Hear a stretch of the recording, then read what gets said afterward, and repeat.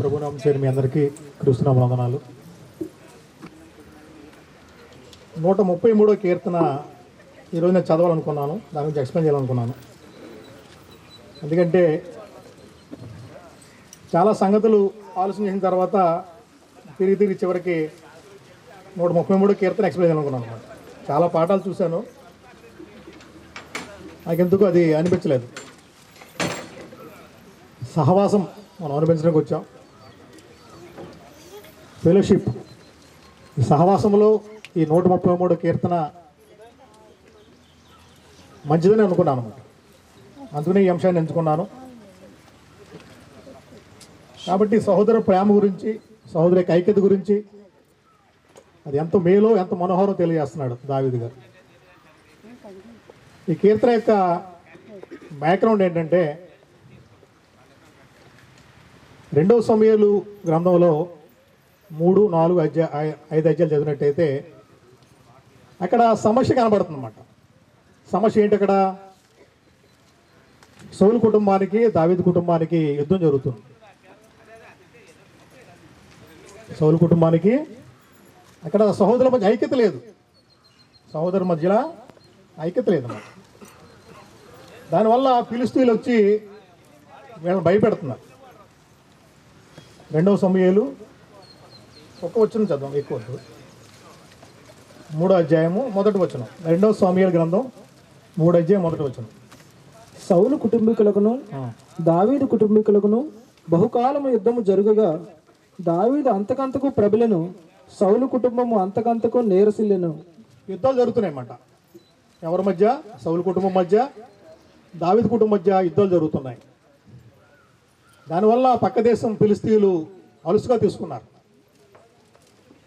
అక్కడే 18వ వచనం. నా సేవకుడైన దావీదు చేత నా జనులకు ఇశ్రాయేలీలను ఫిలిష్తీయుల చేతిలో నుండి వారి శత్రువులందరి చేతిలో నుండి విమోచించదనని యెహోవా దావీదుని గురించి సెలవిచ్చి ఉన్నాడు గనుక మీ కోరిక నెరవేర్చుకొనుడని వారితో చెప్పాను. చాలే. కాబట్టి సహోదరుల మధ్య ఐక్యత లేదు, సహోదరుల మధ్య ఐక్యత లోపించింది. దాని కారణంగా పక్కనున్న దేశం ఫిలిష్తీయులు మాటి దండేస్తున్నారు అనమాట. అంతే కదా, ఒక కుటుంబంలో 4 అన్నదమ్ముల మధ్య గొడవలు ఉంటే పక్క వాళ్ళు లోకమే కదా. ఈ 4 కలిసి ఉంటే ఎవరు రారు. అక్కడ అదే జరుగుతుంది. సహోదరుల మధ్య ఐక్యత లేదు. దాని సందర్భం దృష్టిలో పెట్టుకుని దావీదు కీర్తన రాయటం జరిగింది. సహోదరుల ఐక్యత కలిగి నివసించుట ఎంత మేలు, ఎంత మనోహరం అన్నాడు. ఎంత మేలు, ఎంత మనోహరం. సహోదరులు అంటే ఒక గర్భం పుట్టిన వారు, ఒక తల్లి పిల్లలు, ఒక కుటుంబానికి చెందినవారు, ఒక రాజ్యానికి చెందినవారు, ఒక శరీరంలో సాటి అవయవాలు. మనమందరం ఒక కుటుంబం, మనందరం ఒక కుటుంబం. మనందరం కుటుంబాన్ని తెలియజేయడానికే ఈ 10 సంవత్సరం యొక్క ఈ ఫెలోషిప్ డిన్నర్ పెడుతున్నాం. కలిసి రోజంతా మనం కలిసి ఉందామని. ఎందుకంటే మన కుటుంబాలు ఎక్కడెక్కడ ఉంటాం, ఏదో చూసుకుంటాం, బిజీగా ఉంటాం.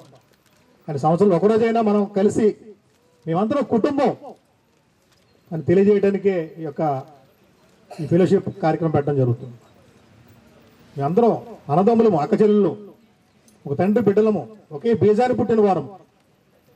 దేవుడు మమ్మల్ని తన సంకల్ప ప్రకారం కన్నాడు అనే భావాలకు తెలియజేయడానికే ఈ ఫెలోషిప్ కార్యక్రమం పెట్టడం జరుగుతుంది. సహోదరులు, మనందరం కూడా సహోదరులు అన్నమాట. అందరం సహోదరులు.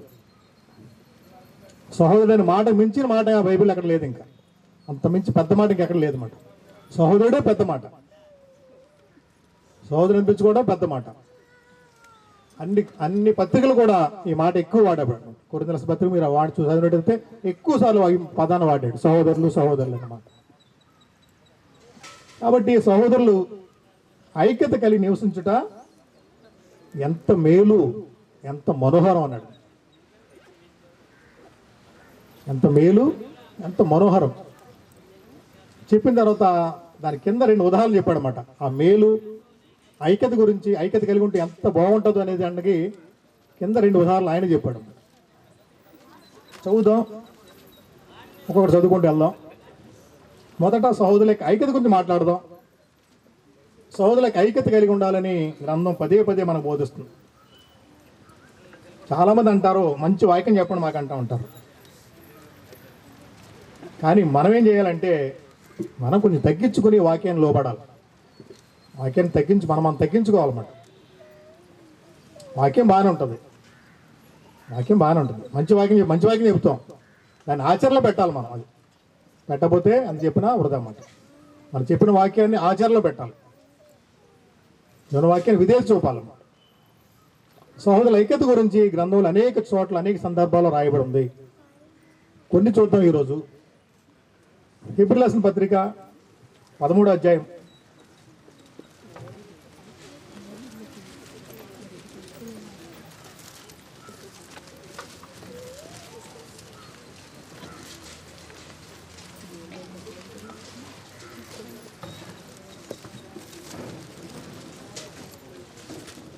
మొదటి వచనం. సహోదర ప్రేమ నిలువరముగా ఉండనీయుడి. సహోదర ప్రేమ నిలవరంగా ఉండనియండి. సహోదర ప్రేమ నిలవరంగా ఉండనియండి.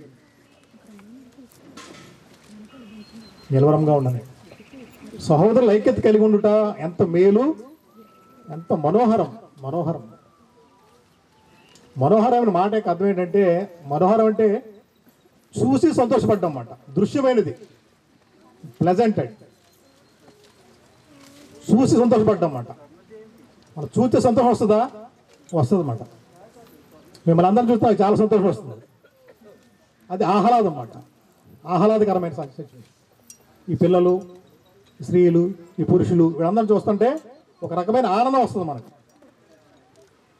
దాన్నే మనోహరం అన్నాడు అన్నమాట. ఆహ్లాదం, ప్లెజెంట్, మనోహరం అన్నమాట.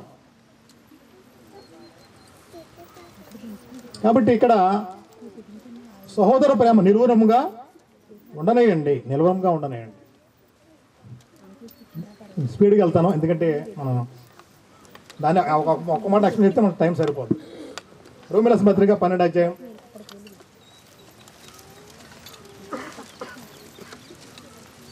రోమీయులకు రాసిన పత్రిక 12వ అధ్యాయము.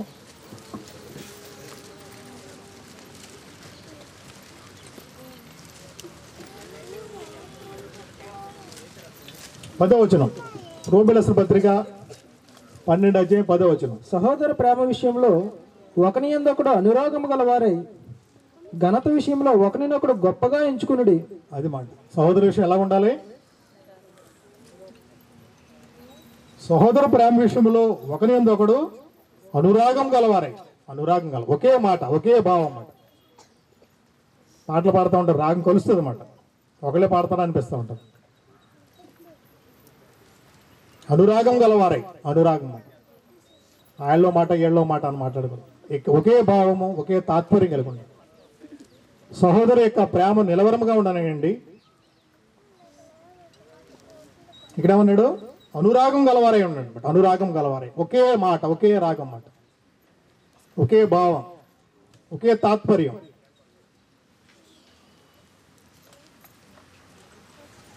చాలాసార్లు ఎలవరగా నన్ను అనేవారు అన్నమాట. నీకు ఒక అభిప్రాయం ఉండదా, నేను ఏదంటే అది అంటావు అనేవారు అన్నమాట. నీకంటే ఒక అభిప్రాయం ఉండదా నీకు అనేవారు.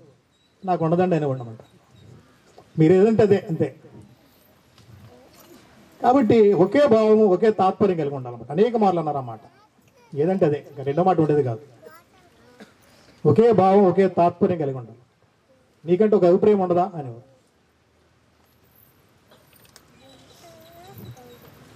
అనురాగం గలవారై. మనసు చదవమ్మది. సహోదర ప్రేమ విషయంలో ఒకని యందొకడు అనురాగం గలవారై. ఒకని యందొకడు అనురాగం గలవారై. ఘనత విషయంలో ఒకరినొకడు గొప్పగా ఎంచుకోండి. ఘనత విషయంలో ఒకరినొకడు గొప్పగా ఎంచుకోండి. ఎవరికాళ్ళు గొప్పగా ఎంచుకోవద్దు, ఒకరు గొప్పగా ఎంచుకోండి. ఎవరికి వాక్యాన్ని లోబడాలి. మన శరీరాన్ని నలగొట్టు లోబడేలాగా చేయాలి. చాలామంది మంచి వాక్యం చెప్పండి, మంచి వాక్యం చెప్పేది, వాక్యం మంచిదే, మనం దాన్ని స్వీకరిస్తేనే కదా. స్వీకరించి దాన్ని హృదయంలో పెట్టుకుని దాన్ని ఆచరణలో పెట్టాలి. దశలో రాసిన మొదటి పత్రిక 4వ అధ్యాయము. దశలో రాసిన మొదటి పత్రిక 4వ అధ్యాయము 9వ వచనం నుంచి. సహోదర ప్రేమను గూర్చి మీకు వ్రాయనక్కర్లేదు, మీకు రాయని అవసరం లేదు, మీకు అసలు చెప్పవసరం లేదు. సహోదర ప్రేమ మీకు చెప్పడం ఏంటి? మీరు ఒకరినొకడు ప్రేమించుటకు దేవుని చేతనే నేర్పబడితిరి. దేవుని చేత నేర్పించబడ్డాం మనం. మీకు చెప్పవసరం లేదు. మన సహోదర ప్రేమ ఇలా ఉండాలి అని మేము చెప్పవసరం లేదు. మీకు తెలుసు అన్నమాట. మరోసారి చదవమ్మా. సహోదర ప్రేమను గూర్చి మీకు వ్రాయనక్కర్లేదు, మీకు రాయని అవసరం లేదు, మీకు చెప్పనవసరం లేదు అన్నమాట. మీరు కనబరుస్తున్నారు, మీరు ఆచరిస్తున్నారు, కనబరుస్తున్నారు. దేవుని చేతే నేర్పబడి తిరిగి దేవుడే మాకు నేర్పించాడు. ప్రేమ అంటే ఏంటి ఆయన నేర్పించాడు. వాస్తవం మన ప్రేమ తెలియని మనకు ఆయన ప్రేమ నేర్పించాడు. దేవుడు ప్రేమై ఉన్నాడు. మొదట ఆయన మనల్ని ప్రేమించాడు. మనం ఆయన ప్రేమించలేదు. మొదట ఆయన మనల్ని ప్రేమించాడు, తర్వాత మనం ప్రేమించాం. కాబట్టి దేవుని చేత నేర్చుకున్నాం మనం. ప్రేమ అంటే ఏంటి దేవుని చేత నేర్చుకున్నాం. క్రైస్తవులు ప్రేమ గలవారు, ప్రపంచమంతా తెలుసు మాట. క్రైస్తవులు ప్రేమ గలవారు, దయగలవారు, కనికరం గలవారు, జాలి గలవారు. దానివల్ల మన దేశం అభివృద్ధి చెందడానికి కారణం అదే. మన దేశం అభివృద్ధి చెందడానికి కూడా ఆ క్రైస్తవత్వమే. అక్కడ నుంచి వచ్చిన ఫండ్స్, అక్కడ నుంచి డబ్బు, వాళ్ళు చేస్తున్న సేవ, అద్భుతంగా సేవ చేస్తారు. వాళ్ళు వచ్చిన జీతంలో సగం ఇచ్చేస్తారు దేవునికి, సగం దేవునికి ఇచ్చేస్తారు. కాబట్టి దేవుని చేత నేర్పించబడ్డాం. దేవుడే మనకు నేర్పాడు ప్రేమ అంటే ఏంటో. మనకు తెలియదు, ప్రేమ తెలియదు మనకు. ప్రేమ అంటే ఏంటో మనకు తెలియదు, దేవుడే నేర్పించాడు మన ప్రేమ అంటే ఏంటో. దేవుని చేత మీరు నేర్పించబడ్డారు అన్నాడు. కాబట్టి మీరు కింద చదివినట్టయితే వాళ్ళు చెప్పినట్టు యాక్చువల్గా 2 గంటలు చెప్పాలి ఈ పాఠం మీకు. స్లోగా వెళ్తే 2 గంటలు చెప్పాలి. దీన్ని నేను 50 నిమిషాల్లో కనుక్లోజ్ చేస్తాను. సాధ్యం వరకు ప్రయత్నం చేస్తాను. చదివమ్మా, నేను దాన్ని ఎక్స్ప్లెయిన్ చేయండి. చదివి అలాగుననే మాసిదోనియా అంతటా ఉన్న సహోదరులందరినీ మీరు ప్రేమించున్నారు. అందరూ ప్రేమిస్తున్నారు. ఇక్కడే కాదు, మాసిదోనియా సంఘం కూడా మీరు ప్రేమిస్తున్నారు. చదివమ్మా. సహోదరులారా, మీరు ప్రేమ యందు మరి ఎక్కువగా అభివృద్ధిని అందుచుండవాలని. ప్రేమ యందు మరి ఎక్కువ అభివృద్ధి చెందాలి. ప్రేమ లేకపోతే సంఘం లేదండి. ప్రేమే సంఘం. జీవం గల దేవుని సంఘం అంటే జీవం అంటే ఏంటి? ప్రేమే.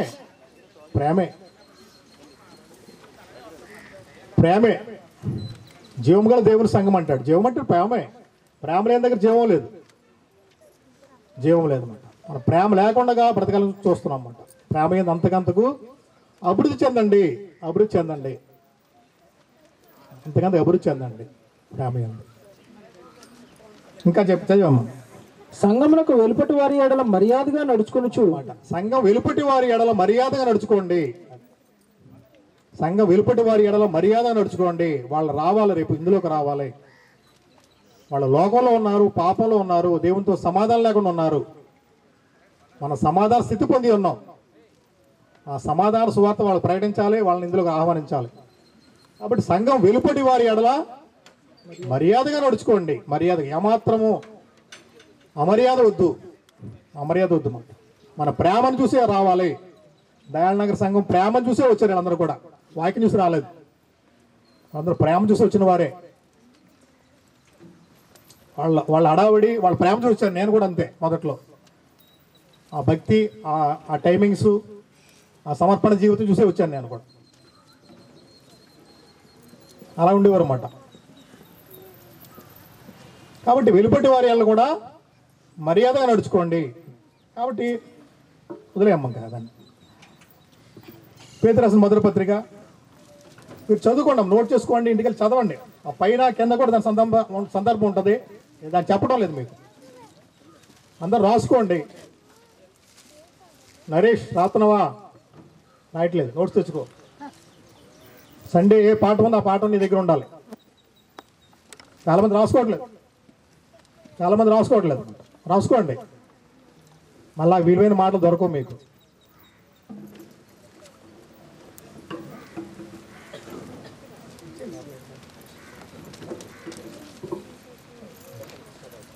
అలాగే ఇచ్చే పేతురు రాసిన మొదటి పత్రిక 1వ అధ్యాయము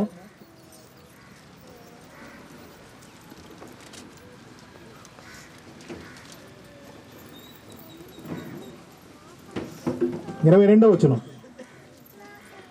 మీరు క్షయబీజము నుండి కాక శాశ్వతముగు జీవము గల దేవుని వాక్య మూలముగా అక్షయ బీజము నుండి పుట్టింపబడిన వారు గనుక. పుట్టింపబడిన వారు అన్నమాట. మన అక్షయ బీజాన్ని పుట్టాం, మన దేవునికి పుట్టాం.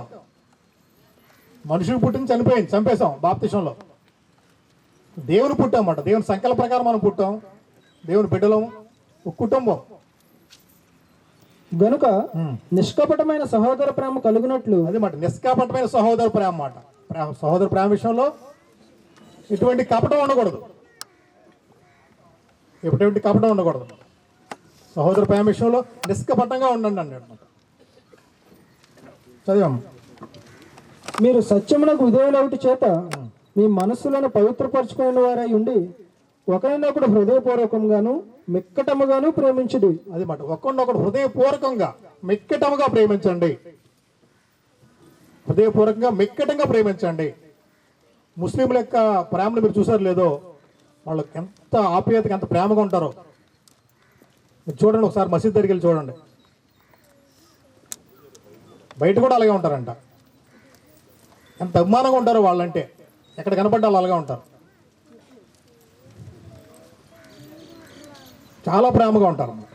అలా ప్రేమ మన దగ్గర ఏది కౌగులించుకుంటారు, ఆప్యాయతగా హృదయపూర్వకంగా కౌగులించుకుంటారు. నేను చూశాను వాళ్ళని, ఎటువంటి కపటం ఉండదు వాళ్ళలో. మరి ఏది మనలో ఏదేది? వాళ్ళకన్నా శ్రేష్టమైన వాక్యం, వాళ్ళకన్నా శ్రేష్టమైన నిబంధన, వాళ్ళకన్నా శ్రేష్టమైన దేవుడు, శ్రేష్టమైన నిరీక్షణ, శ్రేష్టమైన సంకల్పం వాళ్ళకి ఎవరికి ఏది లేదు. మనమే ఉన్నాం, అన్నీ మనకే ఉన్నాయి, కానీ మనం అలా బ్రతకట్లేదు, నిర్లక్ష్యం చేస్తున్నాం, దేన్ని సీరియస్ తీసుకోవట్లేదు మనం.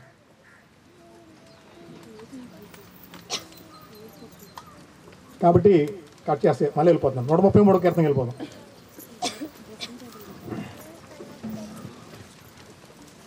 కట్ అండ్ పీస్ టైప్లో వెళ్తుంది.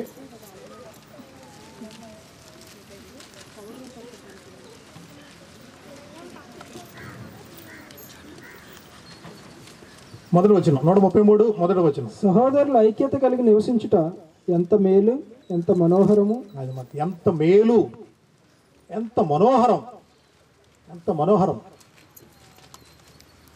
చెప్పలేమాట, చెప్పలేని మాటకి అలా వాడేటమాట. ఎంత మేలు, ఎంత మనోహరం అన్నాడు. అన్నీ కూడా మనకి కొన్ని మనకి మేలుగా ఉంటాయి, మనోహరంగా ఉండవు. కొన్ని మేలే కానీ అవి మనోహరం కాదు. కొన్ని మనోహరంగా ఉంటాయి కానీ మేలు కాదు. జాతి అన్నారా? కొన్ని మేలుగా ఉంటాయి, మనోహరంగా ఉండవు. కొన్ని మనోహరంగా ఉంటాయి, మేలుగా ఉండవు. మనోహరంగా ఉంటే మేలుగా ఉండవు, మేలుగా ఉంటే మనోహరంగా ఉండవు. కానీ సహోదరుల ఐక్యత కలిగి ఉంటాం, మేలు మనోహరం రెండు ఉన్నాయన్నమాట, రెండు ఉన్నాయి. మరి ఎందుకు దాన్ని నిర్లక్ష్యం చేస్తాం? అంత మేలు అంత మనోహరం ఉన్నదాన్ని మనం ఎంత నిర్లక్ష్యం చేస్తున్నాం? ఏది ముఖ్యమైనదో దాన్నే నిర్లక్ష్యం చేస్తాం మనం.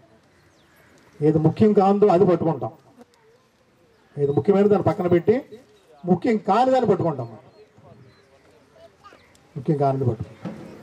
కాబట్టి మేలు మనోహరం అన్నమాట. మీకు ఒక ఉదాహరణ చెప్తాను అన్నమాట, దానికి మీకు అర్థం అవడానికి మరొక ఉదాహరణ చెప్తాను. సామెతల గ్రంథం, ఇది మేలే కానీ మనోహరంగా ఉండదు. మేలే వాళ్ళకి కానీ వాళ్ళకి మనోహరంగా ఉండదు అన్నమాట. ఒక్కొక్క ఉదాహరణ చూస్తాం. సామెతల గ్రంథం 13వ అధ్యాయం.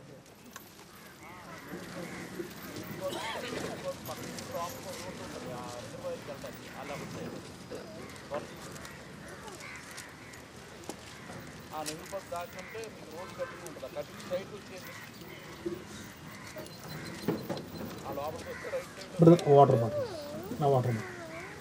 13:24 సామెతలు 13:24. బెత్తము వాడని వాడు తన కుమారునికి విరోధి, కుమారుని ప్రేమించువాడు వానిని శిక్షించును. బెత్తం వాడతాం మేలేనా అమ్మా? మేలేనా పిల్లలు? మనోహరంగా ఉంటుందా మీకు? ఉంటుందా? మనోహరంగా ఉంటుందా? మా డాడీ బాగా కొడుతుంది అనుకుంటా అంటారా? అంటారా? మా డాడీ మా మేలు కొరకు కొడతాను అనుకుంటారు మీరు? ఎప్పుడన్నా అనుకుంటారా? మీరు ఎప్పుడు అనుకోరు మీరు. అది మీకు మేలే, కానీ మేము మనోహరంగా ఉండదు, కనిపించదు మీకు అది. కానీ కొట్టి చదివిస్తే మాత్రం మీకు అది మేలే. కానీ అది మీకు అప్పుడు ప్రశ్న ఎలా ఉంటుందంటే, మనోహర్ నన్ను ఎందుకు ఇలా పాతున్నాడా, నన్ను ఎందుకు కొడుతున్నాడు అనుకుంటా ఉంటాం. కాబట్టి మేలే మనోహరంగా ఉండవు, కొన్ని మేలే మనోహరంగా ఉండవు. దేవుడు మనల్ని శిక్షిస్తున్నాడు తన మేలు కొరకు, మన మేలు కొరకు, కానీ అది మనకే మేలుగా ఉండట్లేదు. నాకెందుకు ఈ బాధలు, నాకెందుకు శ్రమలు, నాకెందుకు ఇబ్బందులు, నాకే వస్తున్నాయి అనుకుంటాం. అవి చాలా చిన్నవండి. మనకు వచ్చే శోధనలు, శ్రమలు, ఇబ్బందులు కూడా చాలా చిన్నవి, చాలా మైనర్ అన్నమాట. అవన్నీ కూడా చాలా మైనర్ అన్నమాట. మనకు వచ్చే శ్రమలు యోపుకు వచ్చే శ్రమలు మనకు ఎవరిగా రావు, ఒకేసారి అన్నీ వచ్చినాయి అన్నమాట. అన్ని చుట్టుముట్టినాయి ఒకేసారి. మనకు ఒకసారి ఒకటే వస్తుందా లేదా రెండు వస్తాయి, కానీ యోపుకి అన్నీ ఒకేసారి చుట్టుముట్టినాయి. ఏం కేర్ చేయలేదు, ఏం భయపడలేదు అన్న. కాబట్టి మనకు వచ్చే శ్రమలు మనం ఏమనుకుంటా ఉంటే దాని భూతత్వం చూస్తున్నాం. బాబోయ్ నాకే వస్తున్నాయా, నాకే అనుభవిస్తున్నానా, నాకే ఈ బాధలా అనుకుంటున్నాం. దాన్ని ఏం చేస్తామంటే మనం భూతత్వం చూస్తున్నాం. నథింగ్ మనకు వచ్చే శ్రమలు, మనం పొందే మహిమేదుట ఇవన్నీ కూడా ఎన్న దగ్గరవి కావు అంటుంది గ్రంథం. మనం పొందే మహిమేదుట ఇవన్నీ కూడా ఎన్న దగ్గరవి కావు.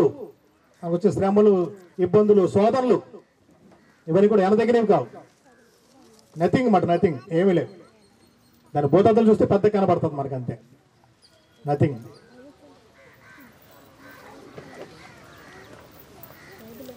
కాబట్టి మనం సందర్భం దాటిపోతున్నట్టుకున్నాం. ఇప్పుడు బెత్తం వాడని వాడు తన కుమారుని విరోధి అంటాడు. వాడు బెత్తం వాడతాం వాడికి మేలేనా? మేలే, మనోహరం కాదు. ఎబ్రిల్ రాసిన పత్రిక 12వ అధ్యాయము. ఎబ్రిల్ రాసిన పత్రిక 12వ అధ్యాయం. ఇప్పుడే టిఫిన్ చేశారు కాబట్టి బాగా వినండి, పర్లేదు. ఇక్కడే భోజనాలు రెడీగా ఉన్నాయి, మనం ఎక్కడికి వెళ్ళవసరం లేదు. ఒకరోజన్నా దేవుని సన్నిధిలో వినండి. ఎబ్రిల్ రాసిన పత్రిక మీరు మాకు ఎప్పుడు ఎలా దొరకరు. 11వ అధ్యాయం.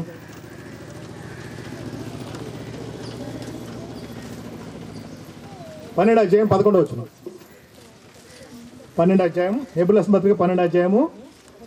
మరియు ప్రస్తుతమందు సమస్త శిక్షయు దుఃఖకరంగా కనబడునే గాని సంతోషకరంగా కనబడదు. సంతోషం కనపడుతుందా మనకి? శ్రమలు, శోధనలు, ఇబ్బందులు సంతోషం కనపడతాయా? కనబడవు మనకి. కానీ దాని అంత అభ్యాసం కలిగి అదృశ్య దాన్ని చూడగలిగితే నథింగ్ ఏమి లేవనుకుంటాం. అయినను దాని యందు అభ్యాసం కలిగిన వారికి అది నీతి అని సమాధానకరమైన ఫలం ఇచ్చును. దాని నీతిగా దాని మీద అభ్యాసం చేస్తే ఏమీ లేదన్నమాట. చెప్పాను కదా, మనకు వచ్చే శ్రమలు ఏమీ కాదన్నమాట. నథింగ్, ఏమీ లేదు. దేనికి భయపడవసలేదు. భయం వస్తుంది, బాధ వస్తుంది, ఇబ్బంది వస్తుంది, దాన్ని నెమ్మళించుకోవాలన్నమాట. మళ్ళీ ధైర్యం పొందాలి. మన శ్రమలు వచ్చినట్టు మనమే ధైర్యంగా ఉండలేం, కానీ నెమ్మళించుకుని దేవునికి వాక్యం చదువుకుని ధైర్యంగా ముందుకెళ్ళాలి. అప్పుడే మన ధైర్యం వస్తుంది. అప్పుడు విజయలక్ష్మి విషయంలో వాళ్ళ కుటుంబం చాలా వేదన అనుభవించింది. నానా రకాలుగా భయపెట్టారు అన్నమాట. డాక్టర్లు భయపెట్టారు, బంధువులు భయపెట్టారు, నిలబడ్డారు. మంచి వైద్యం జరిగింది, నిలబడ్డారు. కాబట్టి దేని గురించి కూడా భయపడవసరం. సర్వశరీరులు గడ్డిని పోలిన వారు అందమంతయు గడ్డి వాళ్ళు. దేవుని వాక్యం ఎప్పుడు ఉంటుంది అన్నమాట. ఈ శరీరాలకు శాశ్వతం కాదు. శాశ్వతమైన దాని కొరకు సిద్ధపడాలి. క్రైస్తవులమే మనం శాశ్వతానికి కొరకు సిద్ధపడాలి. కాబట్టి మేలుకారం కనబడదు. మనకు వచ్చే శిక్ష మేలుకారం కనిపించదు. అది మేలే కానీ అది మనోహరంగా కనపడదు. మనకు వచ్చే శ్రమలు మనోహరంగా కనపడతాయా? కనిపించు. ఇక్కడే 11:25 వచనం.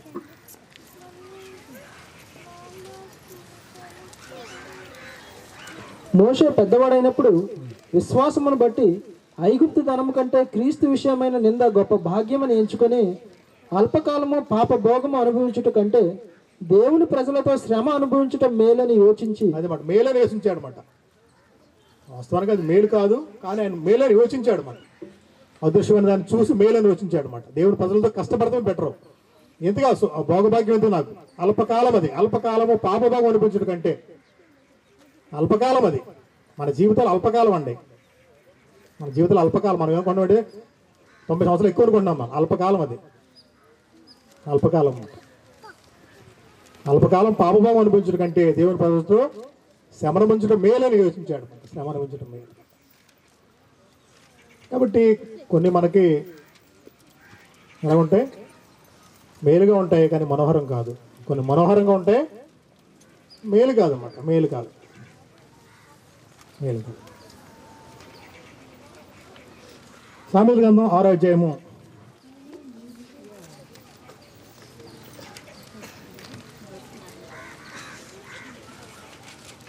6వ అధ్యాయం.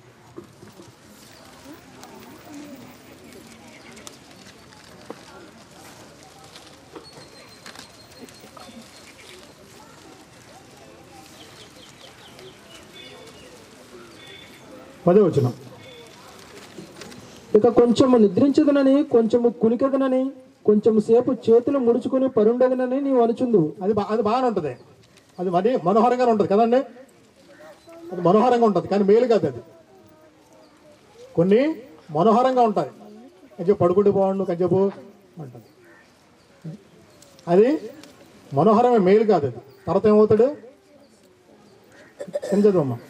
అందుచేత దోపిడిగాడు వచ్చినట్లు దారిద్ర్యం నీ వద్దకు వచ్చినది. మరి దారిద్రం వస్తుంది అన్నమాట. నువ్వు పడుకుని దొలుతూ ఉంటే నీకు వచ్చేది ఏంటంటే దారిద్రం వస్తుంది అన్నమాట.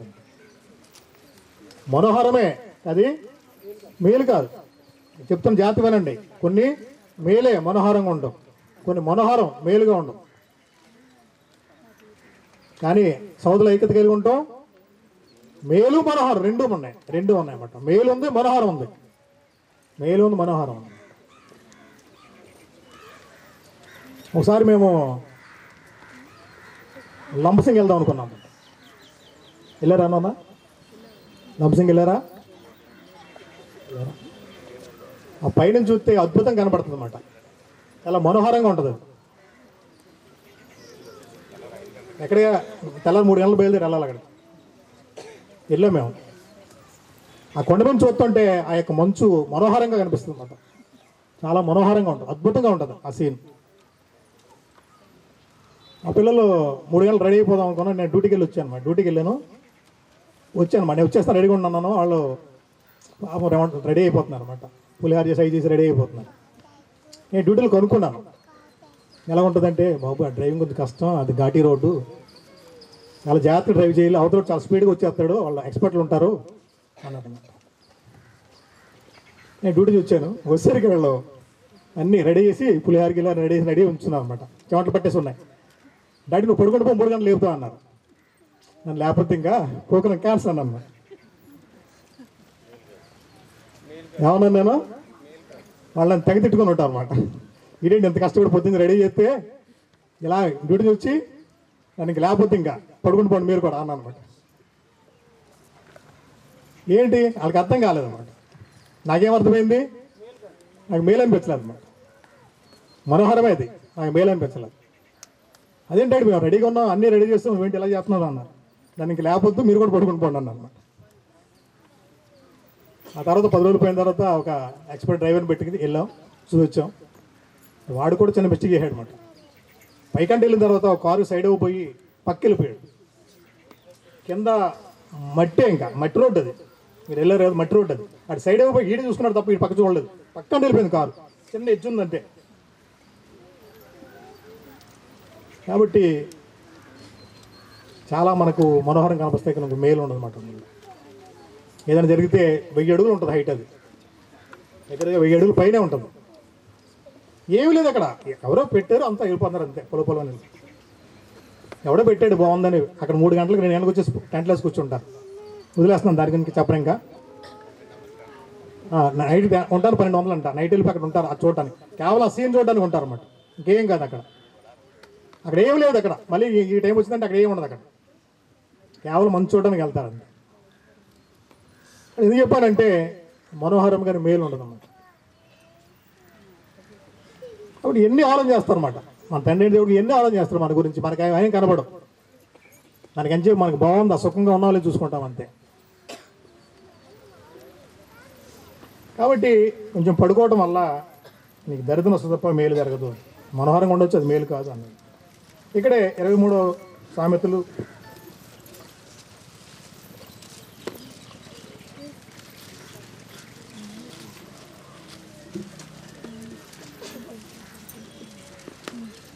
23-21 అనుకోండి, చూడము ఒకసారి.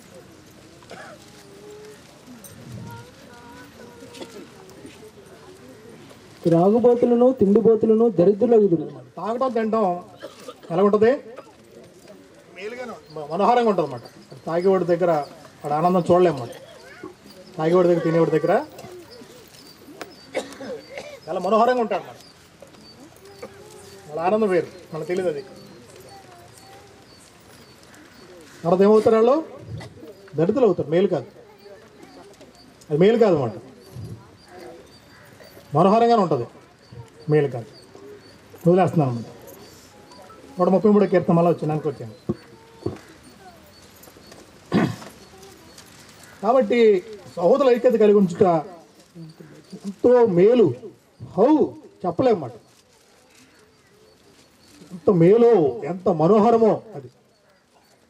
దానికి 2 ఉదాహరణలు చెప్పాడు అక్కడ. అద్భుతమైన ఉదాహరణలు అన్నమాట, మామూలు ఉదాహరణలు కాదు. అది మనకు అర్థం కాదు, ఆ సిచ్యువేషన్ మనకు అర్థం కాదు.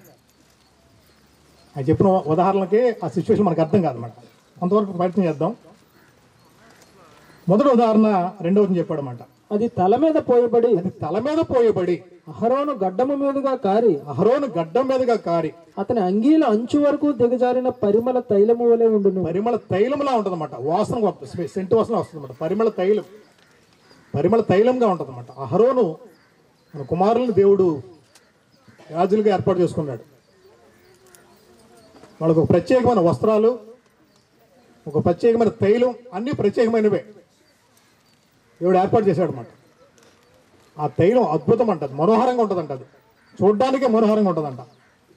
ఆ సిచ్యువేషన్ చూడ్డానికే మనోహరంగా ఉంటుందంట.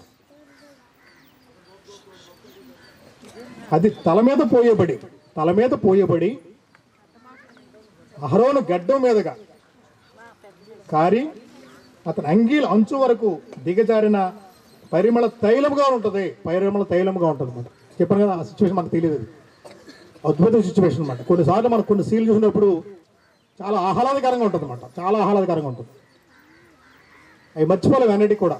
కొన్ని నేను మర్చిపోలేను అనమాట. అమెరికాలో వాషింగ్టన్ డీసీలో ఆ వైట్ హౌస్ ఆనుకుని ఒక పెద్ద చెరువు ఉంటుంది. ఆ చెరువు దగ్గర ఒక చెట్లు ఉంటాయి. అవి సంవత్సరం ఒక వారం రోజులే ఉంటాయి ఆ పువ్వులు, మళ్ళీ ఇంకెప్పుడు ఉండవు. అవి చూడడానికి ఎక్కడెక్కడి నుంచో వస్తూ ఉంటారు అన్నమాట. మనోహరంగా ఉంటుంది అన్నమాట, అద్భుతంగా ఉంటుందా. అలాంటి సీన్లు ఉంటాయి. అవి మనోహరిస్తాయి. అవి ఇప్పుడు మర్చిపోలేము. ఇప్పటికీ చూసి ఆనందించడం అన్నమాట. మనోహరం అంటే చూడటం వల్ల మనం ఆహ్లాదం పొందటం అన్నమాట. చూసి ఆనందించటం, తిన్నదానికన్నా ఎక్కువ ఆనందం ఉంటుంది. తిని ఆనందించే కన్నా చూసి ఆనందించడం చాలా ఎక్కువ ఉంటుంది. అలాంటివి చాలా అన్నమాట. చాలా చాలా గుర్తుండిపోతాయి జీవితాల్లో. కాబట్టి అలాంటి సిచ్యువేషన్ని దావీదు చెప్తున్నాడు అన్నమాట ఇక్కడ. అది తల మీద పోయబడి అహరోను గడ్డం మీదుగా కారి అతని అంగీల అంచు వరకు దిగజారిన పరిమళ తైలమును పోలి ఉంటుంది అన్నాడు. పరిమళ తైలాన్ని దేవుడు వాళ్ళకి ప్రత్యేకంగా చెప్పాడు అన్నమాట. ఇలా తయారు చేయాలని చెప్పాడు ఆ తైలాన్ని. ఆ తైలము తగిలితే ప్రతి వస్తువు కూడా ప్రతిష్ఠించబడుతుంది అన్నాడు ఆ తైలం గురించి. ఆ తైలం కానీ ఎవరికైనా దేని ఏ వస్తువు తగిలినా అది ప్రతిష్ఠించబడుతుంది. అది ప్రత్యేకమైనది. దాన్ని ఎవరు తయారు చేయకూడదు, అది అన్యులమే పడకూడదు. అంత నిబంధనలు పెట్టాడు దాని గురించి. అది ప్రత్యేకమైనది. ఓన్లీ ప్రధాన యాజకుడైన అహరోను మీదే, అది కుటుంబం మీదే అది పోయాలి అన్నాడు. అంత ప్రత్యేకమైన తైలం అన్నమాట అది. అంత ఆహ్లాదకరమైనది, అది అంత మనోహరమైనది. ఆహ్లాదం అన్నాడు. ప్లెజెంట్ అయిన మాట కాక అర్థం ఏంటంటే ఆహ్లాదకరంగా ఉంటుంది. అది మీరు చదవండి, నేను ఒక్క వాక్యం చదివి వినిపిస్తాను అందులో. ఇంటికి వెళ్ళి చదవండి. అది నిర్గమకాండం 30 అధ్యాయము.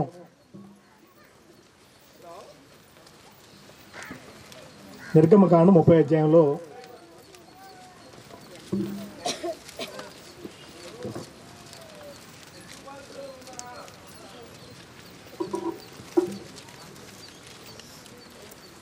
మీకు 22 నుంచి రాసుకోండి. 22 నుంచి 33 వరకు ఉంటుంది. 30 వచ్చింది చదువు. 30 కాదు, ఒక ఎక్కడి నుంచి 25 నుంచి చదవలేదు. 25. వాటిని ప్రతిష్టాభిషేక తైలము ప్రతిష్టాభిషేక తైలం అంటది. అనగా సుగంధ ద్రవ్య మేలకుని పని అయిన పరిమళ సంభారముగా చేయవలెను. దాన్ని చెయ్యాలి. దాన్ని తయారు చేసే విధానం ఇప్పుడు పైన చెప్పాడు అన్నమాట. విధానం చెప్పాడు ఎలా తయారు చేయాలో.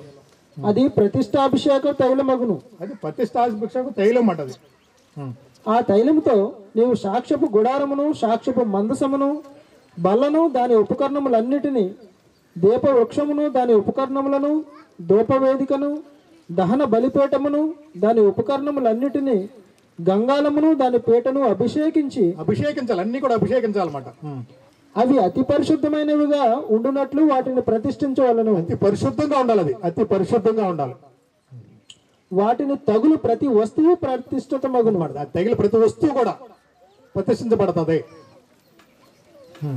మరియు అహరోనును అతని కుమారులను నాకు యాజకులై ఉండినట్లు నీవు వారిని అభిషేకించి ప్రతిష్ఠింపవలను. అది మాట, నువ్వు అభిషేకించి వాళ్ళు ప్రతిష్ఠించాలన్నమాట. అది మాట తైలం గురించి. మరియు చాలా వదిలేదు కాబట్టి దాని గురించి చెప్పుకొచ్చాడు ఆ తైలం గురించి. అలాంటి తైలం దానికి కేవలం ప్రధాన యాజకుడు మాత్రమే అది పైనుంచి పోయబడాలన్నమాట. చాలా ఆహ్లాదకరంగా ఉంటుందంట అది. అది మనకు తెలియదు అన్నమాట. ఎలా ఉంటుందో మనకు తెలియదు. అది దాంతో పోల్చాడు. సహోదర ఐక్యత కలిగి ఉండటం ఎంత మేలు, ఎంత మనోహరం మాటకి ఒక మొదటి ఉదాహరణ. అది మొదటి ఉదాహరణ అన్నమాట. అది రెండవ ఉదాహరణ చెప్పాడు. సియోను కొండల మీదకి దిగివచ్చు హెర్మోను మంచువలె. మళ్ళీ వెనకెళ్ళిపోండి, స్పీడ్గా వెనకెళ్ళిపోవాలి. 133 వెళ్ళిపోవాలి. మీరు అక్కడే చాలా మందికి అక్కడే ఉన్నారు, అది తెలుసు. నేను అక్కడ వదిలేసాను దాన్ని. మళ్ళీ 133 వెళ్ళిపోండి. సియోను కొండల మీదకి దిగివచ్చు హెర్మోను మంచువలే ఉండును. ఆశీర్వాదమును శాశ్వత జీవమును అచ్చట ఉండవలనని యెహోవా సెలవిచ్చి ఉన్నాడు. రెండవ ఉదాహరణ చెప్పాడు మాట. రెండవ ఉదాహరణ ఏంటిది? సియోను కొండ మీదకి దిగవచ్చు, హెర్మోను మంచు వలె ఉంటుందంట. హెర్మోను మంచు వలె ఉంటుంది. మంచు చాలా అద్భుతంగా ఉంటుందండి. మంచు చూడడానికి చాలా మంది వస్తూ ఉంటారు. మంచు చాలా ఆహ్లాదకరంగా ఉంటుంది మంచు. ఈ హెర్మోను అనేది 9200 అడుగుల హైట్లో ఉంటుందంట. 9200 అడుగుల హైట్లో ఉంటుందంట. అక్కడి నుంచి మంచు కురుస్తుంది అన్నమాట. దేని మీదకి? సియోను కొండ మీదకి, యెరూషలేము మీదకి మంచు పడుతుంది అన్నమాట. 9200 అడుగుల హైట్లో నుంచి మంచు పడుతుంది అన్నమాట. ఏమి పడుతుంది? యెరూషలేము ఆ పొలాల్లోనూ ఆ పువ్వుల మీద పడతా ఉంటుంది అన్నమాట. ఆ పువ్వుల మీద పడ్డ ఆ యొక్క రేణువులు ఉంటాయి కదా, అద్భుతంగా ఉంటాయంట చూడడానికి. అలా మంచు అలా కురుస్తుందంట. అలా కురిచి ఆ చెట్ల మీద, ఆ పువ్వుల మీద అలా పడుతుందంట. అది చూడడానికి చాలా ఆహ్లాదకరంగా ఉంటుంది. రెండు ఉదాహరణలు చెప్పాడు అన్నమాట. మొదటి ఉదాహరణేమో అహరోను గురించి చెప్పాడు. ఏంటి ఉదాహరణలు అంటే సహోదరుల ఐక్యత కలిగి ఉండుట ఎంత మేలు, ఎంత మనోహరం అంటారు. రెండు ఉదాహరణలు చెప్పాడు అన్నమాట. రెండు ఉదాహరణలు చెప్పాడు అన్నమాట. మొదటి ఉదాహరణ అహరోను గురించి చెప్పాడు. రెండవ ఉదాహరణ సియోను కొండ గురించి చెప్పాడు.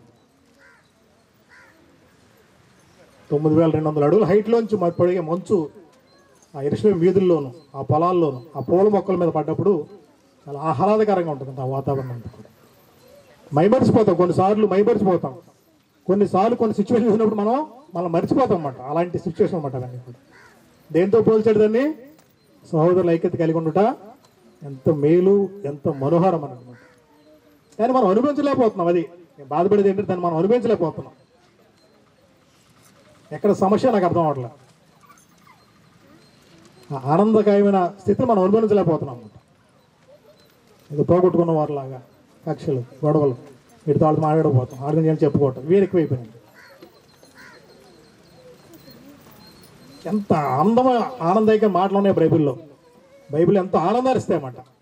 ఏది తిన్నా అంత ఆనందం రాదు, నువ్వు ఏది తిని అంత ఆనందం రాదన్నమాట. అంత ఆనందమైన మాటలు ఇందులో ఉన్నాయి, ఆదరణ మాటలు ఉన్నాయి, అన్ని మాటలు ఇందులో ఉన్నాయి.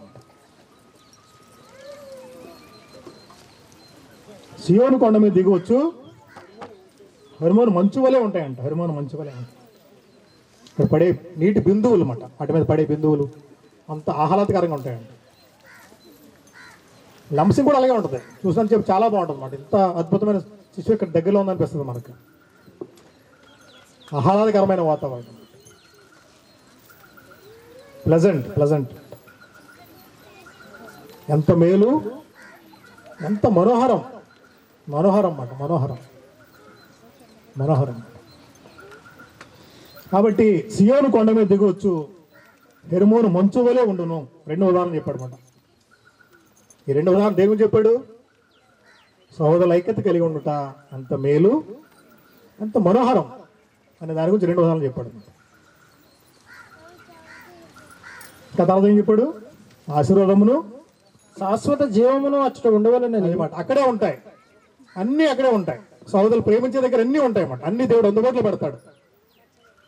అద్భుతంగా మన అవసరాలు తీర్చబడతాయి అన్నమాట. అద్భుతంగా మన అవసరాలు తీర్చబడతాయి. దేవుడు అలాంటి ఏర్పాటు దేవుడు ఉన్న దగ్గర చేశాడు. మన సహోదరులు ఐక్యత కలిగి ఉంటే అవి జరుగుతాయి అన్నమాట. మన శుక్రవారం సహోదరుని దర్శించడానికి వెళ్ళారు. ఆవిడెవరో మనకు తెలియదు, ఆవిడ ఏంటో మనకు తెలియదు. కానీ వెళ్ళి ఆవిడకి చాలా సేవ చేశారు మా సహోదరి మండలి వెళ్ళి. ముఖ్యంగా కమలం చాలా కుడిగడం లాంటి చేసిందండి. ఎవరు చెప్పారు నాకు? ఏ భేదాలు లాంటి చేసి పడేసిందండి అన్నీ కూడా. అంతే. రేపు మన సరే ఇప్పుడు ఎలాగ ఉన్నాం, రేపు ఎలాగుంటాం మనకు తెలియదు. అవకాశం ఉన్నప్పుడు చేయటమే, ఆవిడెవరో మనకు తెలియదు. క్రీస్తులు రక్షణ పొంది అంతే, వెళ్ళిపోయింది, అక్కడ ఉంది. అయినా సరే మనం ఆయన్ని వదిలిపెట్టలేదు. ముందు బాకీ 1,50,000 వసూలు చేసి పెట్టాం. 10 మంది 20 మంది వెళ్ళి వాళ్ళ ఇంటికి, 10 మంది వెళ్ళిపోయి వాళ్ళ ఇంటి మీదకి భయపెట్టిపోయారు వాళ్ళు. ఈయనకి ఎంతమంది ఉన్నారు అనుకున్నారు. వీళ్ళు చూస్తే బికారోళ్ళ ఉన్నారు మా ఇంటిలో అద్దెకుండేవాళ్ళు. వీళ్ళ గురించి ఎంతమంది వచ్చారు ఏంటి, రాజారావు గారు, విశ్వనాథం గారు, జగన్ గారు, నేను, వీళ్ళందరూ వెళ్ళేసరికి భయపడ్డారు. ఈ వెనకాల ఎంతమంది ఉన్నారో అనుకున్నారు అన్నమాట. ఇచ్చేస్తాం అని ఇంచుమించి వెళ్ళిన తర్వాత ఒక 4 రోజుల్లో డబ్బులు సెటిల్ చేస్తారు. ఎందుకు పని వీళ్ళని భయపెడదాం, వదిలేద్దాం అనుకున్నారు వాళ్ళు. మేమనుకున్నామంటే ఆ డబ్బులు వసూలు చేయకపోతే మనం ఎందుకు మేము అనుకున్నాం. ఆ డబ్బులు వసూలు చేయకపోతే ఇంకా సౌదడిగా మేమేం చేస్తాం అనుకున్నాం అన్నమాట. వెళ్ళాం, గట్టిగా అడిగాం అన్నమాట. ప్రేమగా అడిగాం, తర్వాత అడిగాం, ఆలోచిస్తారు.